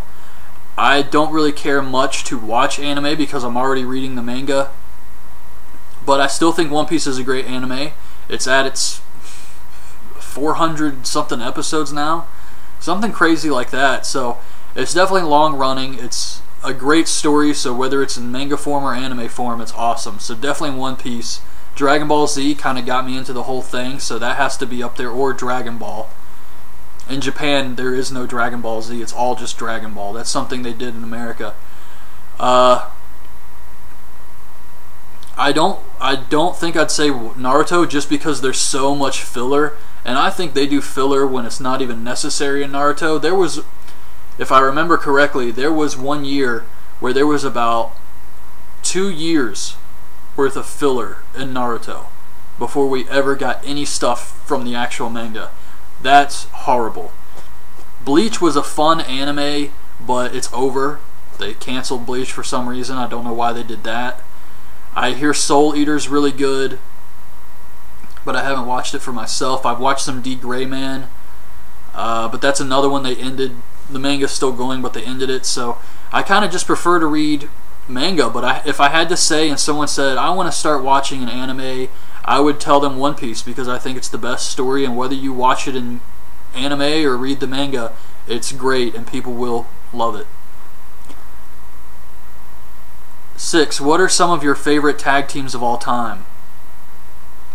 The Outsiders with Scott Hall and Kevin Nash. I liked Mick Foley and Chainsaw Charlie. Some great tag teams. I'm trying to go back to WCW. There's some great tag teams there. Scott Norton and Buff Bagwell I thought was entertaining for a time. Steiner Brothers. I was a huge fan of the Legion of Doom when I was really young because of the whole Spikes thing. And I'm talking very young. I thought that was legit. I thought those guys were really just crazy bikers or something. Demolition actually is another good one with Axe Smash. But yeah, tag teams nowadays, Kings of Wrestling is a amazing tag team, or they were an amazing tag team. Steen and Generico, Briscoe Brothers. Ring of Honor's got some great new tag teams: Young Bucks, Hardy Boys, Dudley Boys. Motor City Machine Guns was great. Beer Money was great. So there's a lot of great tag teams over the years. 7. If you were stuck in a room with Justin Bieber and One Direction, who would you kill first? And you can't say yourself for an answer. I guess I would kill One Direction just because I have no idea who they are.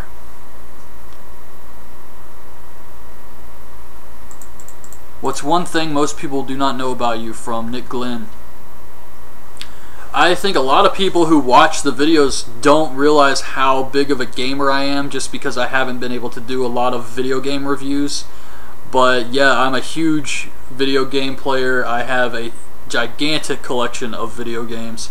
I showed my Wii collection in one video I did, but I haven't even shown my GameCube collection yet, and it's probably, I have almost every GameCube game ever made.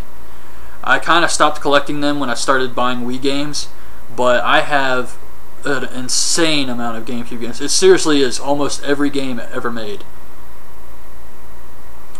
Are you a fan of the TV show Walking Dead? From Nick Glenn. Yeah, I review the show every week. I love the first 2 seasons. Season 3 has been amazing so far. Really great stuff. Right now it's building up to the end, because they're supposed to split it up from 8 episodes this season, or like Season 3 Part 1 and then Season 3 Part 2, kind of like they did with Season 2. So they're building up to the end of the first half, and it's getting pretty crazy, but I love that show. I haven't been able to read the comic books. I really want to. I hear they're amazing, so I do want to check that out, but I am a big fan of the TV show. The Silent Aaron. Do you watch any anime or just stick to the manga? If so, which ones? No, I don't really watch any anime. The mangas I read, or I have read, One Piece, Bleach, Naruto, Death Note, Yu Yu Hakusho, Dragon Ball. I like JoJo's Bizarre Adventure, Berserk, Vagabond, Slam Dunk, D. Gray Man, and there's a ton of other series I want to read. I want to read Toriko, and I feel like there was another one. I want to read Fairy Tail. But yeah, there's Hunter x Hunter. I've heard great things about that too, but it kind of turns me off when I find out that the guy who wrote it just stops whenever he feels like it. And One Piece, I don't understand how he can just stop writing the manga. I know his manga is so popular in Japan, he can kind of get away with doing whatever he wants. But when you're writing a manga and you have someone like Oda who writes One Piece every single week, a chapter every week, and he's made more money than he needs right now, and could easily quit at any time and be happy, but he cares about what he does and delivers to the fans. When you have someone like that, and then you have someone like the Hunter x Hunter writer, who also wrote Yu Yu Hakusho, I can't remember his name right now, but when you have him, and he just kind of does 10 chapters a year on a good year, that really makes me not want to read the manga, because I've heard it's great, but I'm going to catch up, and then it's kind of like I'm waiting all year just for 10 chapters, and that's going to be hard to get a lot of storyline progression with only 10 chapters. Same thing with Berserk. I know the art's fantastic, but my god, that's a few chapters a year. I feel like I've been stuck in the same damn arc in Berserk forever now. R5V089. What do you do as a day job? Right now I just work from home online. What I did before was I was a cook, and the restaurant I worked at, I was a cook for like 5 years, and it went out of business. We just didn't have enough money coming in to pay the employees and the overhead, and so it wasn't really that bad for me. I was able to save a lot of my money. Definitely save your money no matter what you do, because it will come in handy. But yeah, it really sucks. I see a lot of, there was actually a restaurant that took over the location, and they're not doing very well either. I wonder why they did that. Because around here it's very tough for a local restaurant to grow, and really the only ones we have are established. They've been here for years and years and years, and the people are loyal to them. But for a new place, just after watching what my boss had to go through running a restaurant, I would never do that myself personally, at least not around here, because you have so much to deal with overheads and paying employees and everything. But it was a great job, I enjoyed it, but just wasn't getting enough business. MJW2690, who are your 5 favorite wrestlers? WWE, Ring of Honor, TNA. Well, I think I mentioned the Ring of Honor and TNA ones already, but for WWE, my top 5 guys right now would have to be Daniel Bryan. I like Damian Sandow, Cody Rhodes, Dolph Ziggler, and who would I pick? I guess Wade Barrett. Those are probably the 5 guys I would take and try to really push and do something with these guys. Cody Rhodes has been long overdue for a big push. 11, Amiri. Who in Ring of Honor would you love to see in the WWE? That is very easy. It is the Briscoe brothers. I think they have done absolutely everything they can do on the indies. And of all the guys, I feel they deserve the payday more than anyone else, just because they're so good and talented naturally that they don't really need to. I know WWE would change their gimmick, and I know it would not be the same Briscoes, but at this point they've done everything on the indies. Let these guys make some money. Dio Sky 93. Who will win the 2013 Royal Rumble in your opinion? I think if Ryback's in it, he's going to win it. That's just the way I see it going. If not Ryback, maybe Barrett, and then that's just going to be him going after the SmackDown belt. Yeah, I don't really know. I really think it's too early to tell, just until we see what they want to do with Ryback, Punk, and all of this stuff with Cena, and how they want to set things up. But just from what we've seen so far, excuse me, I think if Ryback is in the Royal Rumble, there's a good chance he's going to win it. Gamer Boy Guy, would you consider reviewing stand-up acts? I'm a huge fan of stand-up comedy. I have a DVD collection of all my stand-up comedy DVDs. I have a video on that up in my movie reviews playlist. But yeah, I don't really know how I would review a stand-up comedy DVD. I definitely have thought about it, but I'm not really sure what I would do. I guess I could say some of my favorite jokes or something, but yeah, that's a tough thing to kind of do a video on. But I am a huge fan of stand-up, and the best I have so far is the stand-up DVD collection video I did, and I kind of talk about some of my favorites in that video. Daniel Rob Wright, last question here. Okay, you can make 3 transfers. You can bring 3 people from TNA to the WWE, and you can bring 3 people from the WWE to TNA. Please don't just put the people you dislike in TNA, haha. 3 people from TNA to WWE. I would put, and 3 people, okay, I would take and put in WWE just to see some new stuff. Just because I personally would like to see some of these guys in new feuds, would be Bobby Roode. I think he could do some great matches in WWE with guys like Dolph Ziggler. And then I would also take AJ Styles, because I think it would be cool to see him do some matches right now while they're at a good age, they're in their prime. And I guess Abyss would be kind of fun to see in WWE. I would like to see Daniel Bryan have some great matches in TNA. They do put a lot of focus on wrestling, so I think he could go out there and really put on a long match. He could wrestle Angle and do some things like that, so Daniel Bryan would be interesting in TNA. And he's my favorite wrestler, so I'm definitely not putting the people I dislike in TNA.